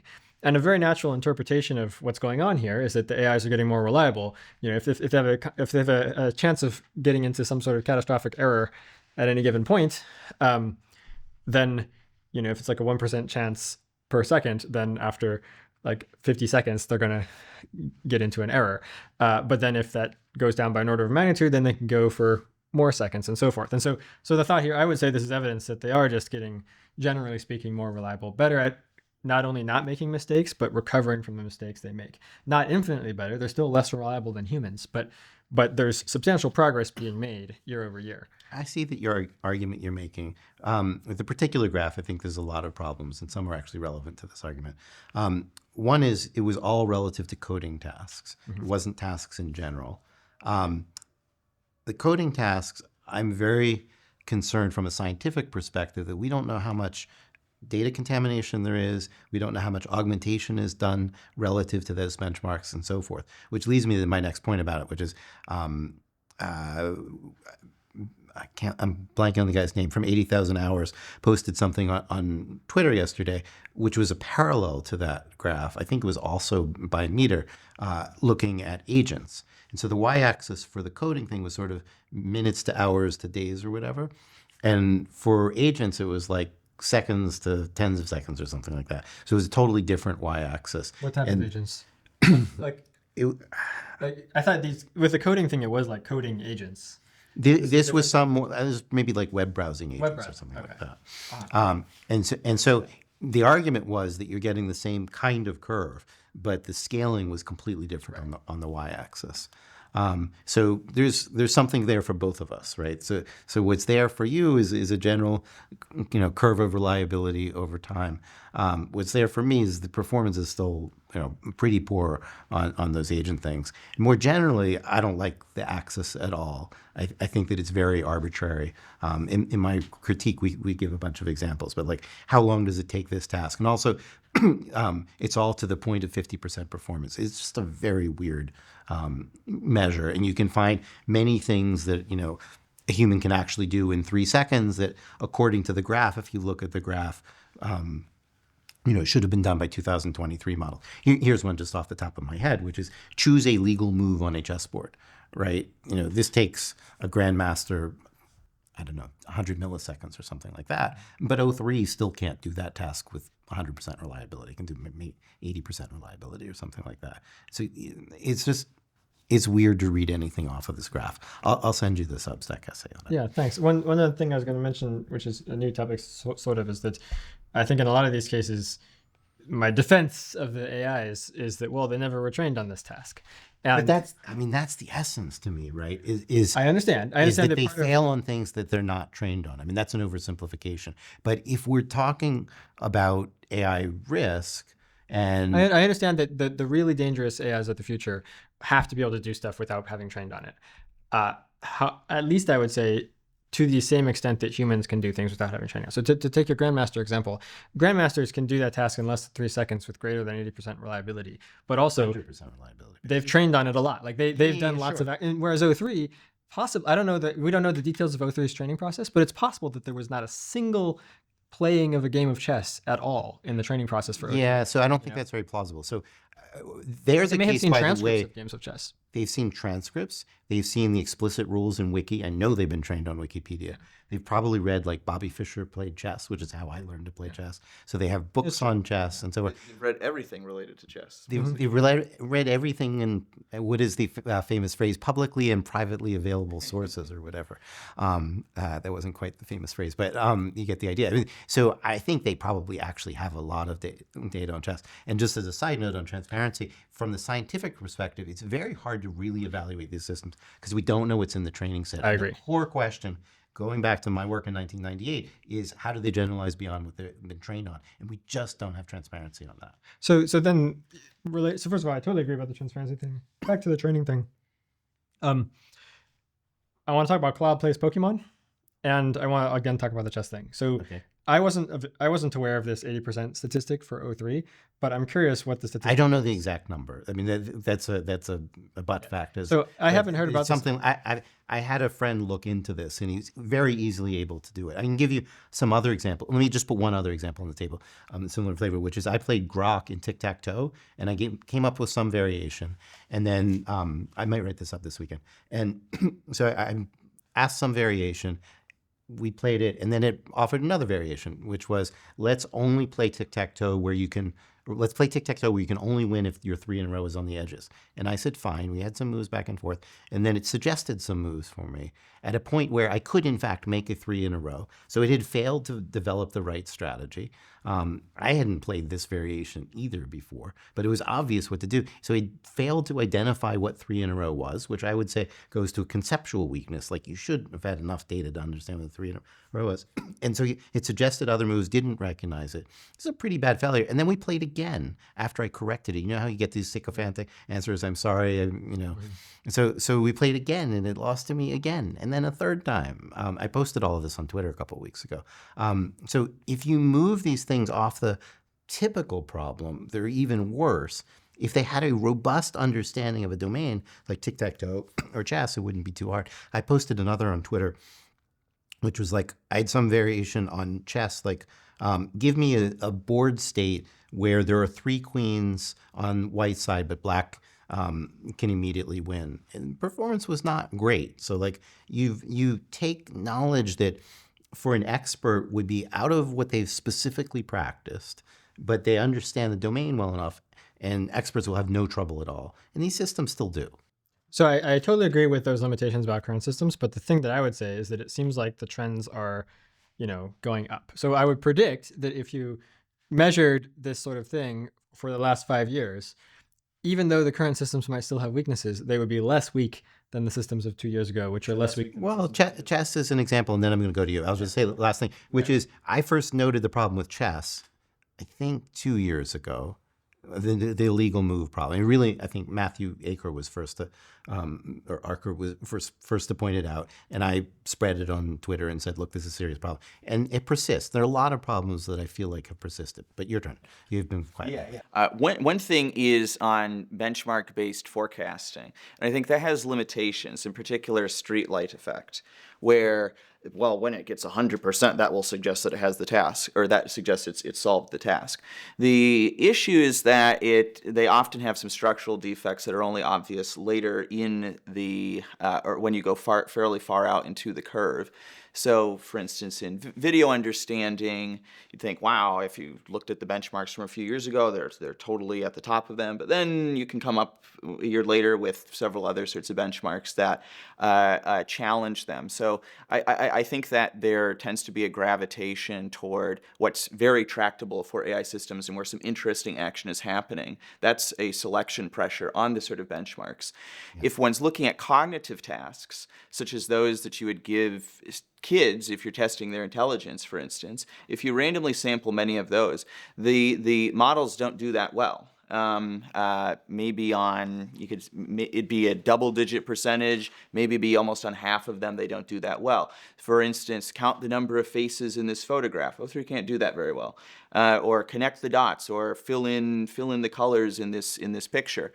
Just an example for visual ability. So. I don't think when Gary's pointing these out, it's just he's just running the cherry picking program, and what he's going to do is he's just going to keep cherry picking and doing God of the gaps thing for AI until it basically is AGI. I do think that there is a non-adversarial distribution, a different sort of, from the cognitive science angle. You would see many of these sorts of issues. And I think that there's potentially some speaking past each other, in part because he's not viewing intelligence as some unidimensional thing entirely. A lot might be correlated together, but there are various other mental faculties that are important that aren't really online that much. We saw with GPT, with the GPT series, that by pre-training on a lot of text, we got some subcomponents of intelligence. We got reading, writing ability, and we got a lot of crystallized intelligence or acquired knowledge from that. And that process took several years. So it's not the case. There's often people will sort of point out once it gets traction on it, then it will solve it immediately or solve it very shortly thereafter. For a lot of these core cognitive abilities, they took multiple years. Mathematical reasoning would be a recent example with Minerva. Google's Minerva system got 50% on the math benchmark, some benchmark I made some while ago, in 2022. And I think we've only recently crushed it in 2025. So it took a good 3 years. And I think the reading, writing ability got to an interesting state and now relatively complete. 4 years later, I think crystallized intelligence as well is now relatively complete. However, there's still a variety of others. I wouldn't expect visual processing ability, for video, to be taken care of in a year or two. Maybe audio ability would be taken care of in a year or two, though. We don't see almost any progress on long-term memory, basically. I think that they can't really that meaningfully maintain a state across long periods of times over complex interactions. And so once we start to get traction on that, then we can start to forecast that out. The reason this is... And for fluid intelligence, which is what we see in the ARC-AGI thing and Raven's progressive matrices test, that still seems very deficient as well. So I think when thinking about these, it's important to split up the one's notion of cognition, because if there is a severe limitation on any of these dimensions, then the models will be fairly defective economically, or at least for many tasks. For instance, if a person doesn't have good long-term memory, it will be very difficult to enculturate them and teach them how to be productive in a working environment and load all that context. If they have very slow reaction time, that's also a problem. Or if they have low fluid intelligence, that will limit their ability to generalize substantially. So I think the numbers are going up substantially or continually on many of these axes for these benchmarks. But at the same time, when those benchmarks are at their conclusion, there might be another peak for those, and there's many of these. And for it to be an AGI, you're going to need all of them as well. And for some of them, they're fairly early on in their capabilities, such as with long-term memory. So I think if one's doing forecasting, I think understanding intelligence somewhat more and having a more sophisticated account, such as one would find in cognitive science, can help foresee bottlenecks that will actually be fairly action relevant. I mean, I completely agree with you, and I'll just mention physical intelligence and visual intelligence. You mentioned visual, we left out. I skipped physical. Physical and spatial intelligence are really very serious limits right now. So if you ask O3 to label a diagram, for example, it would be quite poor at it. If you ask it to reason about an environment, it's going to be poor Think at through it. a maze. Yeah. So I mean, I agree with, like, you made it sound like I think intelligence is a single dimension. I don't know where you got that impression. I agree that there's all these limitations. Well, you with said dimensions. reliability in all things considered type of sense. I think that doesn't your mean- forecasts don't make a lot of contact with the kind of stuff that the two of us just talked about. This became two against one in a way that I entirely did not. Bring it on. I'm I can usually a bridging type. But anyway, I understand that, like, this is why we call it the benchmarks plus gaps, is that we understand you that didn't just because actually it explain that phrase. Can you just explain benchmarks plus gaps? So yeah, the benchmarks is you take all the benchmarks that you like and you extrapolate them and you try to see when they saturate. Mm-hmm. And then the gaps is thinking about all the stuff that you just mentioned and thinking about how, just because you've knocked down these benchmarks doesn't mean that you've already reached AGI. There's all this other stuff that the benchmarks might not be measuring. You have to sort of try to reason about that. Another way of putting my argument is I identified a set of gaps in 2001, rightly or wrongly, but I identified them. I think that they were real in 2001. I mean, those were applying to multi-layer perceptrons, not to transformers, which hadn't been invented yet. But I still see exactly the same gaps. And I see some quantitative improvement, but no principled solution to any of the gaps. So there were three core chapters in that book. One of them was about operations over variables, one was about structured representations, and one was about types and tokens or kinds and individuals. And I just don't see that the things that I described then have been solved. I see certain cases where they can be solved, but all of the problems that I see seem to be reflexes of those same core problems. And so if I seem like a grumpy old man, it's because for 20 some years, and really I pointed these things out in 1998, 27 years, I have not really seen them. And so the notion that we're going to solve those gaps all in 3 years seems weird. Like I thought your estimates of solving a few of the things you just mentioned were generous. You say, we solved reading and writing in 3 years. Video, but there's much more uncertain. Videos are more, but just let me finish the sentence. But the kinds of numbers that you gave were like 3 or 4 for this one, 3 or 4 for that one. And I think like really, my estimate is really 10 years is, most of the distribution is past 10 years. And it's because I see several problems that like, we'd be really lucky if we had solved, let's say, the visual intelligence problems in 3 or 4 years. We'd be really lucky if we solved the video kind of visual intelligence over time, let's call it, problems in 3 or 4 years. I just see too many problems, too many gaps, to use your phrase, to think we'd get all of those at once. Like it's in the movie Everything Everywhere All at Once. To me, to get to 2027 would be everything everywhere all at once for a set of things that I've been worried about for 25 years. So excellent. First of all, yeah, fun point. It sounded like you were disagreeing with me, but then you were saying like, 3 years, 3 to 4 years. In terms of that's what I'm saying. In terms of the overall, basically, there's maybe a caricature which maybe isn't exactly, but the caricature would be things will keep scaling. That will automatically solve the problems. That's what's been happening. You point out an issue. It's the it word goes automatically away. that I bristle at. I'm just interested in the bottom line numbers for the years. I like we had this potential dispute about whether it's just LLMs or whether it's neurosymbolic. I don't want to fight you about that. Like we can say it's neurosymbolic if you like. We can say it's not automatic, but rather involves some new ideas. But the point is, I think it's going to happen in like 3 or 4 years. Yeah. So okay, great. So I just think new ideas are hard to project. I'll give you my favorite example is in the early 20th century, everybody thought genes were made of proteins. Somebody even won a Nobel Prize on that premise. They were all wrong. And it took a while for people to figure out that this is wrong. And Oswald Avery did these experiments in the 1940s, which really ruled it out and discovered that by process of elimination that it was DNA. And it didn't take that long to move very fast in molecular biology once people got rid of the bad assumption. I think we're making some bad assumptions. But it's hard to predict when people will move past and need a fix, which is where I think we are now. I mean, proving that is very hard. I can give a lot of qualitative evidence that point in that direction, but there's at least a possibility that I'm right about that. If we don't have the right set of ideas, it depends on when we come up with new ideas. It could be that we automate the discovery of new ideas, but most of what LLMs have done is not discovery of new ideas. It's really exploiting existing ideas. Mm-hmm. So I would claim that the timelines, there are many paths to it being shorter before 2030, for instance, but the picture that you point out, if there are these various other cognitive abilities that are long unaddressed, and this isn't a cherry-picked distribution, this is actually what you would do if you're inspired by cognitive science or psychometrics. I think basically both positions are legitimate, but I think if you'd integrate them, there could be a bullish case that you'll be able to knock off some of those core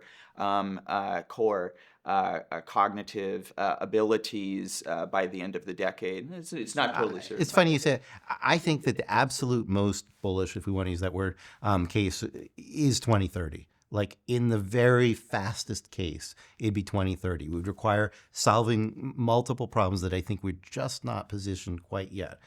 I don't think it's very likely, but I think that that's the maximum possible. I just can't get my mind around 2027. It just does not seem plausible because of the number of problems. And I think also what you said is right. We want to integrate these two approaches to make the forecast. And nobody's really quite done that. Maybe that's a adversarial / collaborative collaboration that we could do. I haven't really seen something dig into that side of it, of sort of new discoveries. Maybe your GAPS does it a little bit.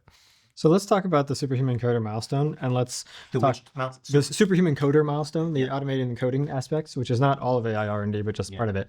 I think I'm excited to try to drill down into that and for us to try to make bets or predictions of like what the next few years are going to look like, basically. So from my perspective, it feels like you have often over the last couple of years been pointing to limitations of LLMs that were then like overcome in the next year or two. Which, I mean, there are specific examples. Yes. Right. So like, for example, but any particular set, well, chess hasn't been solved. So let me clarify what I mean by specific examples, and I'll come back to you. Which is, I give, on Twitter, here's a sentence where, here's a prompt and it gets a weird answer. Those are always remedied. I was told, I don't know if it's true, that people in OpenAI actually look on social media for examples, including mine, and people patch them up. There's specific examples in that sense, like literally this prompt gets this weird answer. A lot of them have been solved. These more abstract things like playing chess actually have not been solved. And the more abstract problem of, can I give you a game with variations on the rules? I talked about that in Rebooting AI in 2019 in the first chapter. That hasn't been solved. Are you then saying that, like, for all you know, 6 months from now, the AIs will be able to solve the legal move in chess thing? Or are you saying... I don't think LLMs will solve it. I mean, I think someone could come up with a scheme to get LLMs to play chess without making illegal moves by calling a tool. I think that's possible. Like without calling a tool, I don't think it will be possible in the next 6 months. I'd be very surprised. And you can ridicule me in 6 months if it happens, and that's fine. But also let me add a twist to it, which is what we talked about in Rebooting AI was, like, for example, if you train a particular system on, I think we use Go as an example, but if you train it on a 15 by 15, what is Go? Is it, 21 by 21? If you train it on the ordinary 21 by 21 board, will it be able to play on a rectangle instead of a square? Different variations. I had a conversation with a guy at DeepMind who did chess in a really interesting way without using Monte Carlo tree simulation, which is what the Alpha Zeros and so forth do. And he trained it on an 8 by 8 board. And I said, if you just had to do 7 by 7, would it work? And he said, no. right? So, he did a version where there was no tree search, so it's not neurosymbolic. The tree search is one of the symbol processes, or at least it's much less neurosymbolic. And astonishingly, it played pretty well, trained on a billion games or something like that. But even then, it was sterile knowledge in the sense that it was purpose built for this, but it wasn't general knowledge of chess. If you asked it to do put 3 queens on a board but still 3 white queens, but make sure that black wins on the next move, it wouldn't be able to do that at all, right? There's a flexibility to human expert knowledge that we emphasized in rebooting AI that I see no evidence of progress, or maybe a little evidence of progress, but relatively little progress on that. My tic-tac-toe example is just like that. So can you give me more examples of things that a year from now I won't be able to get an off-the-shelf model to do without giving it tools? I think I'll put it this way. There'll be many, many examples I can come up with distribution shift. All of what I was just doing, we'll still find failures on next year. I mean, you'll be able to come up with new examples, but you can't come up with any example now that will still be true a year from now. If I make it in a slightly more generic fashion, then yes. Okay. I am sure that I will be able to come up with variations on chess that are not orthodox variations, but maybe there's some already known. Chess actually has lots of variations. Or chess problems and things like that these systems won't be able to do. I'll probably be able to come up with variations on tic-tac-toe. So 5x5 board, but you can only win on the edges. There will be tons of problems like that. They're all kind of outlier-ish. But I think that a year from now, these systems will still be very vulnerable to those outliers. I think that you'll probably still be able to come up with some things like this a year from now, but it'll be harder, and then it'll be even harder the next year, and so forth. It should be get monotonic, of course, but I mean, here's another way to put it: is the AGI that I think we're afraid might be unconstrained or whatever. There really shouldn't be a lot of edge cases like that. Yeah. Right. I mean, that's why I focus on the superhuman coder milestone. Like, I don't think we just leap straight. Do you know about the Live Code Pro benchmark that just came out? Not much. Tell me about it. So I don't know what the human data on it, but I know that the machine data on it was 0%. And what was interesting about the Live Code Pro benchmark, Live Code Bench Pro, was that they were all brand new problems. And so they ruled out data contamination. And I've seen 2 careful studies of ruling out data contamination. The other was with the US AMO, US Math Olympiad problems, 6 hours after testing. Performance was terrible on them. I think if you rule out data contamination, the performance on problems that are new is not good. And for programming, especially programming AGI, that's super relevant. If you're using these things to code up a website, that's not new. There's so many examples. But if you're using it to do something that's new, you get out of distribution, there's still a lot of problems. What about frontier math? Wasn't that also? There's some contamination issues there. OpenAI had access to the problems. They said they didn't train on it, though. I know they did, but what augmentation what did they do that's relevant to those problems, right? And also, OpenAI is just not, I mean, you can agree with me on this, it's not an entirely forthcoming place about what they did. Sure, but doesn't Claude and Gemini now have okay scores on frontier math? I haven't actually checked, but I think they have okay, but everybody is teaching to the test right now, and they're all doing augmentation. We don't know what the augmentation is. The point is, if you have AGI, it's not just about teaching to the test anymore, and you need to be able to solve things that are original. I mean, we're lucky if AI never can do that, because then it gives an Achilles heel. I guess you're pointing at that superhuman coding may still be around the corner if we extrapolate out the benchmarks. I mean, I do, for the record, I disagree with you guys. I think that progress is being made in this sort of hard to measure dimension that you're pointing to. It's hard to measure. The best ways we have to measure it are for you to come up with examples. And let me give you a parallel, and then we'll come back. I think progress is being made. Let me give you a parallel, and then we'll come back to. Yeah, I mean, sorry. Let me just insert very quickly. The parallel is to driverless cars. In driverless cars, we know there's been progress made every year, absolutely. But the distribution shift problem still remains. So, even Waymo, who I think is maybe ahead in this, like they just announced New York City, but when they go to New York City, they're going to have a safety driver there. They're going to have geofencing and so forth. The general form of driving solution would be level 5. There'd be no geofencing. You wouldn't need specialized maps, etc. So there's been progress for 40 years, every year, in driverless cars. But the distribution shift problem is really what is still hobbling that from being a thing everywhere as opposed to a thing in San Francisco. Well, we're also getting better at distribution. Like We have gotten better. They're better. I took a Waymo yesterday. It was great, but I took it here in San Francisco. There's still the problem of if it's getting better, there's a question of is it able to do full automation, which is more the key thing. And unfortunately for other abilities, that probably the ability has most, its two main abilities would be crystallized intelligence, acquired knowledge, and reading writing ability. But even for reading writing ability, the models, when you ask them to write an essay, if you score them on like the GRE score out of 6, they get like 4.5 or so. They're not particularly great writers, and you can't automate writers that well with if they're doing somewhat complicated writing. People still need to be doing that, and that's somewhat surprising because they've had so much data.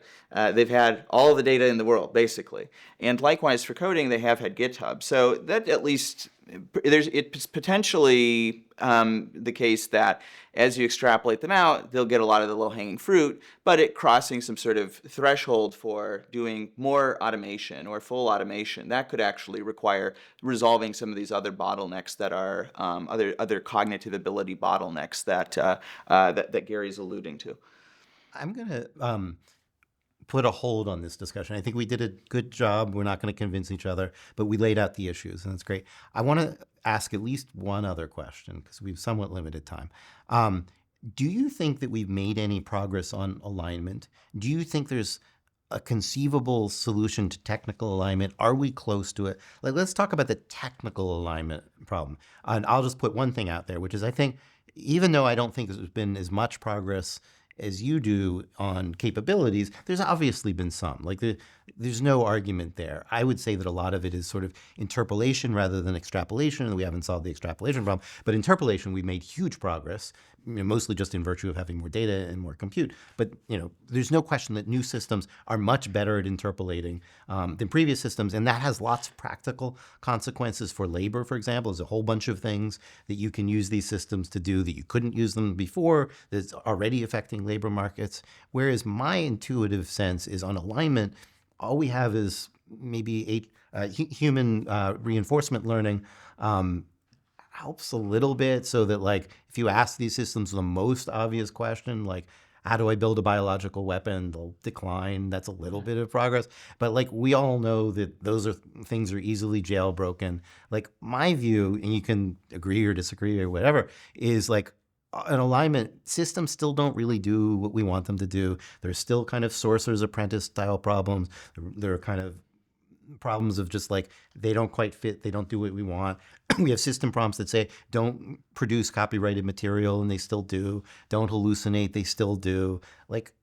They can approximate what we ask for them, but they don't really do what we ask them. I take even don't make illegal moves in chess to be a form of the alignment problem, a very simple microcosm of the alignment problem, and they're still struggling with that. That's my view. How about you guys? Why don't we start with you, because you said so there's some different notions of alignment or alignability, and I would distinguish between aligning proto superintelligences and aligning a sort of recursion that gives rise to superintelligence. Those are very qualitatively different. One is more model level, and one is more process level. So I don't think you're going to solve that process level one of doing a recursion, fully de-risking that, anticipating all the unknowns, and solving a wicked problem in a nice, clean way beforehand, which points to the necessity for resolving geopolitical competitive pressures and giving them an out to proceed with a recursion more slowly or substantially forestall that. On the proto-ASI things, I think that they follow the instructions fairly reasonably. There are some other parts of it. Yeah, but that scares the shit out of me, right? Fairly reasonably. As when these things are still in our hands, kind of, that's okay. But if you have them guiding weapons or something like that, there are many circumstances where fairly reasonably is not good enough. Yeah, no, I agree. There are definitely safety critical domains for it. And I think for instance, I think for refusal, for instance, in some high stakes contexts or given some high stakes queries, it depends. There are some cases where I think you can actually get multiple nines of reliability, such as with bioweapons refusal. However, for other types of refusal, like don't cause any criminal or don't take a criminal or tortious action, that's a lot fuzzier. And I don't think Even on the that's first one, though, can I rewind? Yeah. You probably saw Adam Gleave's postings a couple weeks ago. I can't remember who he was leaning on, but he described someone else's work saying that it was a very easy jailbreak. I think it was with Claude. Yeah. So in production, they're not using the techniques that are as adversarially robust because they come at a cost of maybe 1% or 2% in MMLU, and so they're not doing it. The epitaph for humanity. If they hadn't squeezed out that last bit of MLU, we'd have been okay. But actually, so I think there are some types of solutions for some types of malicious use where you can have some nines of reliability, but for the general problem of refusal, including for everyday criminal and tortious actions, which would be extremely relevant for agents and making them feasible, I don't see substantial progress. Think about Asimov's law, by the way, which were written in the 40s or something like that, and number one was don't let harm come to humans or whatever. And the cleaned up version law is actually the law kind of cleans it up and saying don't cause foreseeable harm, because harm is way too strict, but foreseeable harm is what we demand of humans. And so that one we're not doing that. That one we're not. Honest. And so I think for most of these reliability issues and safety issues, we'll keep seeing new symptoms crop up, and we'll have specific solutions that partly target them if there's willingness by these companies. Cybercrime, a kind of constant cat and That's right, and I expect that this game will keep continuing, and we won't get to a state where that is basically mostly managed in time, because the risk surface will keep evolving with agents that'll present new things, and we'll have to deal with those corner cases that will create a substantial backlog, and we just won't have the adaptive capacity. And so consequently, on both fronts, for aligning recursion and aligning proto-ASIs, the geopolitical competitive pressures make it such that we're probably not going to solve either problem. So this is dark, and going back to the beginning of our conversation, it's a reason to stand in front of the train, especially a particular train. So let's say that there's one train that's about chatbots and people having fun with chatbots and using them for brainstorming and whatever that are not mission critical and safety critical. Maybe it's fine. We just let people do that. And there are already some risks, like around delusions that Kashmir Hill wrote about in the New York Times the other day, you probably saw. But the really safety critical things, or the maximally safety critical things, if things are as dark as you said, that is a reason to stand in front of that train right now and say, look, if we can't do alignment well on the refusals, et cetera, and the causing harm to humans, foreseeable harm, even to humans, that's a reason to say, hey, we got to wait until we have a better solution here. If that takes 500 years, if it takes 5 years, like in the safety critical stuff, isn't that a reason to slow things down a bit? I think that's a direction or an interpretation of those facts that is reasonable, but there's a question of incentives and what there might be a somewhat different ask that's better. You could go at it by incentives. Yeah. So that's why in superintelligence strategy we'll suggest some different things like making the threat of preemption if you're crossing these sorts of lines, as opposed to stopping today, because that is a lot harder to get I'll institutions. weaken my claim and say, is that a reason to intervene? I think is the word. That Totally. would be a reason. Yeah, of course. Right. And yeah, like to continue your metaphor with stopping the train, like right now, if I were to step in front of the train, it would just sort of like run me over. And you would need to have like quite a lot of people in front of the train for the weight of the bodies to like really slow it down.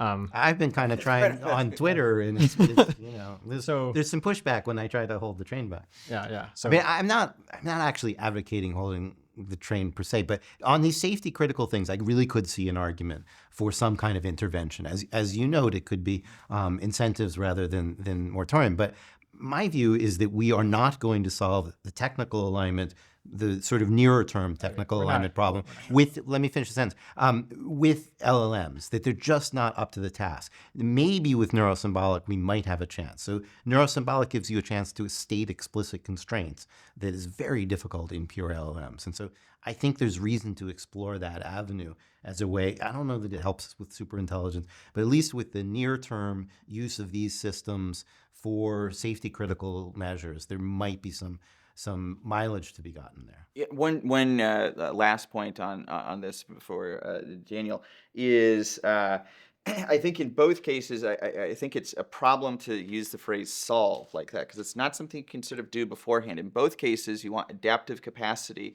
and slack in the system, some sort of safety budget, some people who can put out the fires faster than they're emerging, and because as AIs continue to develop, there'll keep being new problems as they evolve. And likewise with recursion, we just see that, but on steroids. The faster than emerging is super. So with both of it, it's a resource thing, and I think it's less of a technical thing. The technical things can increase the capacity to deal with these problems or have more efficient solutions for some of these particular symptoms or these new failure modes that crop up. But I'm not expecting a total monolithic solution that a pause would necessarily give. I think you have to have the background context in both cases be that you're able to proceed proceed with development under some risk tolerance that's much lower than what there is today. I mean, I agree. We're totally not on track to have figured out the alignment stuff in time. I can pontificate more on that, but I've talked a lot. So we should probably actually wrap up. So maybe some final words. I'll start with some final words. Maybe I'll make some very last words. I think we actually agree on a lot here. Our clearest disagreement is on forecasting. Even there, we're not probably as far apart as maybe people thought that we were, right? So, I push all of my probability mass 5 years out and have basically none before, and you've got some at 3 years out or 2 years out that I don't. We both have some out at 2045. I have some even past then, and you may or may not. We have slightly different methodologies that we have talked about. You are surprisingly coming to my aid, which I love. Happy moment for me. But we're not hugely apart, and I think we've acknowledged the value in some of the forecasting techniques that the other has used, even if we don't. So we're not hugely apart there. I think we're completely agreed that we're not doing a great job on the alignment problem, and that we need to do much better, and that there's a temporal dimension to that, as you were just saying, which is like, it's not great for humanity if we solve that problem in 200 years and we have AGI or ASI in the next decade or two. And I think we agree also that the current companies are not entirely trustworthy. Those are some of the things that we agree or don't disagree so much on. Like, in the broader picture, we're remarkably aligned. Yep, I would agree with that. Also, I just realized I forgot to ask you my big question about scenarios. Do you still have time for a brief foray into that? If you guys can sit for a few minutes, I'll do that. So here's the way I would pose the question. You've read AI 2027. Thank you for reading it. If you were to write your own scenario of the future, what would it look like? And perhaps where would it start to branch off from AI 2027? For example, would it look basically the same until 2027, or would it branch off earlier than that? And when it does branch off, can you sort of say what that looks like? Yeah, so there's a couple different pieces. So I think the speed at which things unfold in AI 2027 is not plausible to me. I think by the end of the year, we will already be less far ahead on agents, as you hypothesized there. I think the first couple months we're actually kind of in agreement, but there's a divergence in speed, for sure. I would say that. So take AI 2027 and then double the length of everything, maybe, or triple it, or what would you say? Well, I mean, or at least, yeah. I think that the level of intelligence that you attribute to the machines towards the end of the essay, I remember some of that actually happens after the year 2027. Right. I think, I don't really think is very likely in the next decade, and I don't think is super likely in the decade after that, but it's certainly possible. What about the superhuman coder milestone? Do you think that won't be happening in the next decade? Probably. I don't remember how you define the milestone. Basically, think about these coding agents like Claude and so forth, but imagine that they just like actually work to the point where you can just treat them like a software engineer and chat with them and give them high level instructions, and they'll just do as good a job as a very professional, excellent software engineer would have done. So I think apprentice engineer, we're actually close already. Well, I mean, top. I mean, But top software engineer, I don't think we're close. I think that requires an understanding of the problem, what humans want solved by the problem. It requires a deep understanding of various domains. I just don't think that we're that close to that. So I do think these things will continue to improve regularly. We will get more and more value out of them. They will improve programmer productivity with some asterisks around how secure is the code, how maintainable is the code, et cetera. But I don't think that they're going to replace the best coders. You're not going to get a machine that is Jeff Dean anytime in the next decade. Like I will be really surprised if you get a Jeff Dean level coder, right? You probably know, some of the stories that the Chuck Norris stories that aren't really true, but he is able to look at problems that nobody had seen before about the distribution of these searches and coming up with advertisements over enormous scale that nobody had ever done before, and pretty rapidly prototype and then make, maybe with some help, some production level solutions. So take Jeff Dean as kind of, our example. He deserves to be our example in this. I don't see Jeff Dean coming out of these systems soon. I just don't. cool. Well, And then a little bit more on scenarios. So I think that the human mind sucks in light of scenarios, that it takes them very seriously. The vivid details, there's lots of psychological literature on this, overwhelm people's ability to see things. What I would like to see actually would be a distribution of scenarios. So when you put Scott Alexander, who's a brilliant writer, or at least a very compelling writer of a certain sort, into making one scenario vivid, everybody goes home and thinks that scenario is real. But you and I know that was one scenario of many. There's reasons to consider that scenario, and it's sort of, the darker one is a very vivid version of the dark scenario. But really, we want to understand the distribution of scenarios, and that's a lot more work. I'm sure it took you a few person years or something like that to put together that report. There were multiple people involved. You probably worked on it for a while, and so it's a big ask. But what I would like to see is really a distribution of scenarios. We're working on it. I agree with the problem you're pointing out.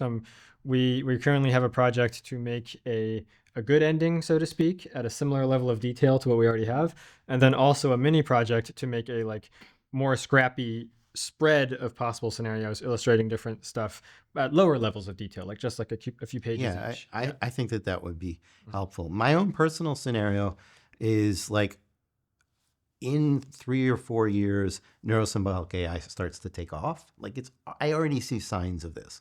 AlphaFold just won a Nobel Prize. That's a nice thing for neurosymbolic AI. The conferences for it are getting bigger and so forth. And I think eventually there will be a state change. I find it very hard to know when there will be a state change. But I think in 2035, we will look at LLMs and be like, nice try. We still use them for some things, but that wasn't really the answer. I think Jan LeCun would say the same thing. Again, despite our differences, I think we both think LLMs are not really the route to AGI, and that when we get there, it's going to look pretty different. It might use LLMs. They're great at kind of distributional learning. It might replace them because they're very inefficient in terms of energy and data. So somebody might find a better way to do the same kind of thing of learning the models of distributions of things, which is a super helpful cognitive skill. It's not the only one, but it's super helpful. But we'll have much better ways of doing reasoning and planning. We'll have much more stable world models. I think it will take 5 or 10 years to develop that. I think the semantics that the current models have is very superficial. It's really about distributions of words. And we need a deeper one. If you talk about 3 in a row, you should understand what a 3 in a row is. And I think we're missing something to get that. We will get it. I don't think it's And you don't think we'll get it after automating AI R&D? We'll get it in humans will come up with the ideas that get us there. I guess it relates. So for me, automating R&D, there's a plausible version and a much more distal version. Mm-hmm. So the near-term version is a lot of people do a lot of experiments on LLMs. And I think you can automate a bunch of that. But having genuinely new ideas has not been the forte of this. Somebody just did a paper, I'll try to dig up the reference, in which they looked at whether these systems develop new or are able to infer causal laws. and they're not that good at it. Like, I don't expect that an LLM is going to do Einstein level, look at a problem, come up with a completely different solution anytime soon. All the solutions they have seem to me to be kind of inside the box. And I think that getting to AGI is going to require outside the box solutions. They might automate the stuff inside the box. And inside the box, they may even do better than people, like the famous, was it Move 37 or whatever, from one of the Go championships. It's kind of inside the box. It was still within the realm of things that, it's still within Go. It's not outside the box the way that thinking about relativity, like there's a whole different way to think about physics than we thought before. I think that we will need some Einstein level innovations in order to get to AGI. And certainly to get to ASI. And I don't expect that at least automating the current machines will do that. Okay. When we do get to AGI, how fast do you think the takeoff will be? To ASI? Yeah. Like, for example, you just mentioned now that like the current systems are very inefficient in terms of how much energy they need. That's a bit scary. If you really think that in the next 10 years, human scientists doing neurosymbolic research will come up with much more efficient systems that are also better at generalizing, holy cow, that's like going to be orders of magnitude better in various dimensions than what we currently have. I think whether I'm right about neurosymbolic AI or not, I think that there are orders of magnitudes more data efficiency to be carved out than we have. I mean, you just look at human children. They don't need that much data. Okay. So you're saying it'd be orders of magnitude more data efficient, but still only about as data efficient as humans?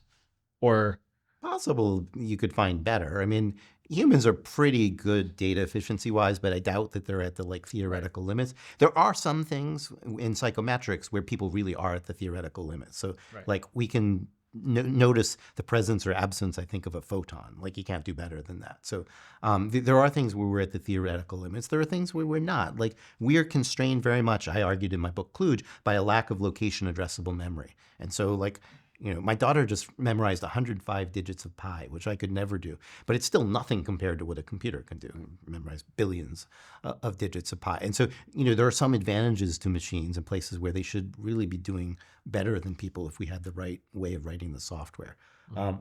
So at least we should be able to get to human levels, because humans are an existence proof of data efficiency. And humans are fabulously data efficient on many problems, not all. And then we have problems like we have cognitive impairments such that we have confirmation bias and motivated reasoning. Motivated reasoning is like, I want this argument to be true, and so I kind of play little games, and we all do this. I mean, scientists are better because we recognize the behavior in ourselves and try to self-correct, but scientists do it too. Machines shouldn't need that. Like, some of our things are, to use Freudian technology, the terminology, even though I'm not a Freudian, we have ego-protective ways of reasoning. Machines should not need that. Right? Like, I believe in my political party, and so when my political party does dumb thing, then I go and try to, come up with a rationale for it. Machines shouldn't need to do that kind of stuff. And so in that way, certainly the upper bound is going to be way beyond where we are. I did a panel once with Daniel Kahneman, and he's not with us anymore, but he was very fond of these studies that showed that in certain domains, machines were already better than people. And these are problems basically of multiple regression, weighing multiple factors. And he was right. And I think I came back with some, where the machines were not very good and people were better. And in the end, he said something like, humans are a really low bar. And, his whole research, well, not his whole, he had many research, but one of his whole research lines was showing that humans, in fact, were pretty bad at all kinds of reasoning stuff. So he says, humans are a low bar. We're doing this panel. I said, yeah, and machines still haven't met them. They will someday. They will exceed them. There's no question about that in my mind. It's a question of when and how and so forth. But we really are a low bar because of all of the kind of cognitive biases and illusions, the problems with memory. My book Klooge was all about this kind of stuff. There's absolutely room to do better. And yes, it could happen in 10 years. I don't, probably it will happen on some of those dimensions and not others. It already did on math, 60 years ago or 80 years ago.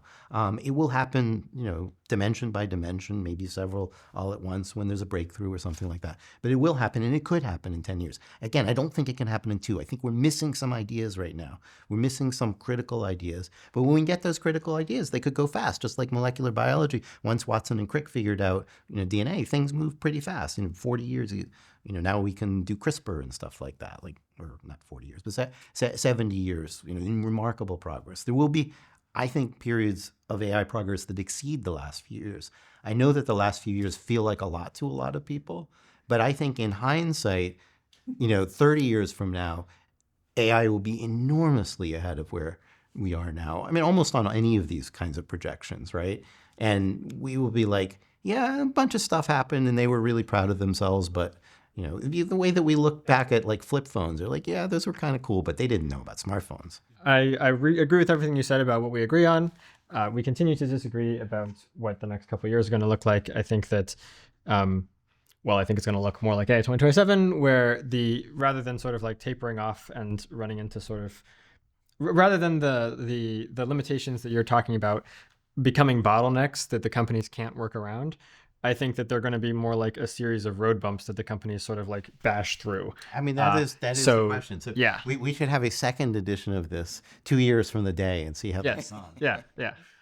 Okay, so one thing worth clarifying, since some people may be confused, I'm sort of in the middle of thinking through AI timelines, and largely because I'm sort of trying to reflect on what intelligence is in a sort of multidimensional way.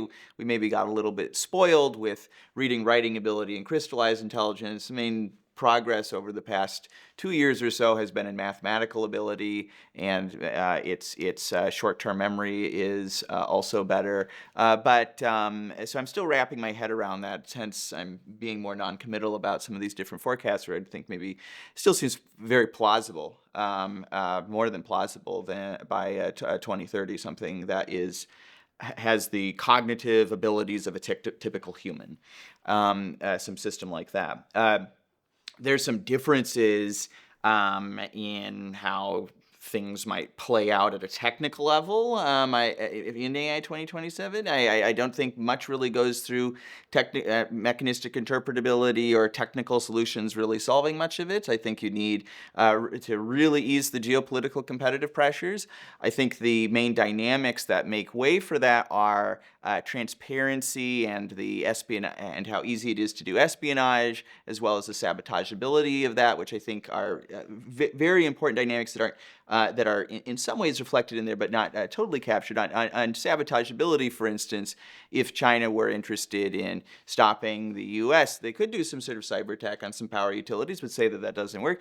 They can also, there's basically a lot of vulnerabilities that they can exploit. For instance, they could from a few miles away snipe the power plants, transformers, and that would take down the data center. So I think there's lower attributability. Was it Russia? Was it Iran? Was it China? Was it some U.S. citizen, as an example? So I think that affects the strategic dynamics, where I speak about that in superintelligence strategy, as well as I think the transparency that China has to the U.S. would be relatively high. Right now, it's a matter of just hacking Slack, and then you can see Anthropic Slack, you can see OpenAI Slack, you can see xAI Slack, Google DeepMind Slack. So you can have very high transparency there and hack the phones of top leadership as well. So this paints in some ways a different picture, but I think we would agree that we want to work toward a verification regime so as to have red lines around things like intelligence explosions and things like that. I won't really say anything more substantive, but I will say this. I thought this was a fantastic conversation. I hope that it won't be cut too much, because it was really interesting, and I salute anybody who made it through watching the entire thing. We got pretty technical at times and really laid out, I think, where the state of play is today, which was my fondest hope. I think we did a great job with that. Cool. Thank you, gentlemen. Shake hands for the camera. All right.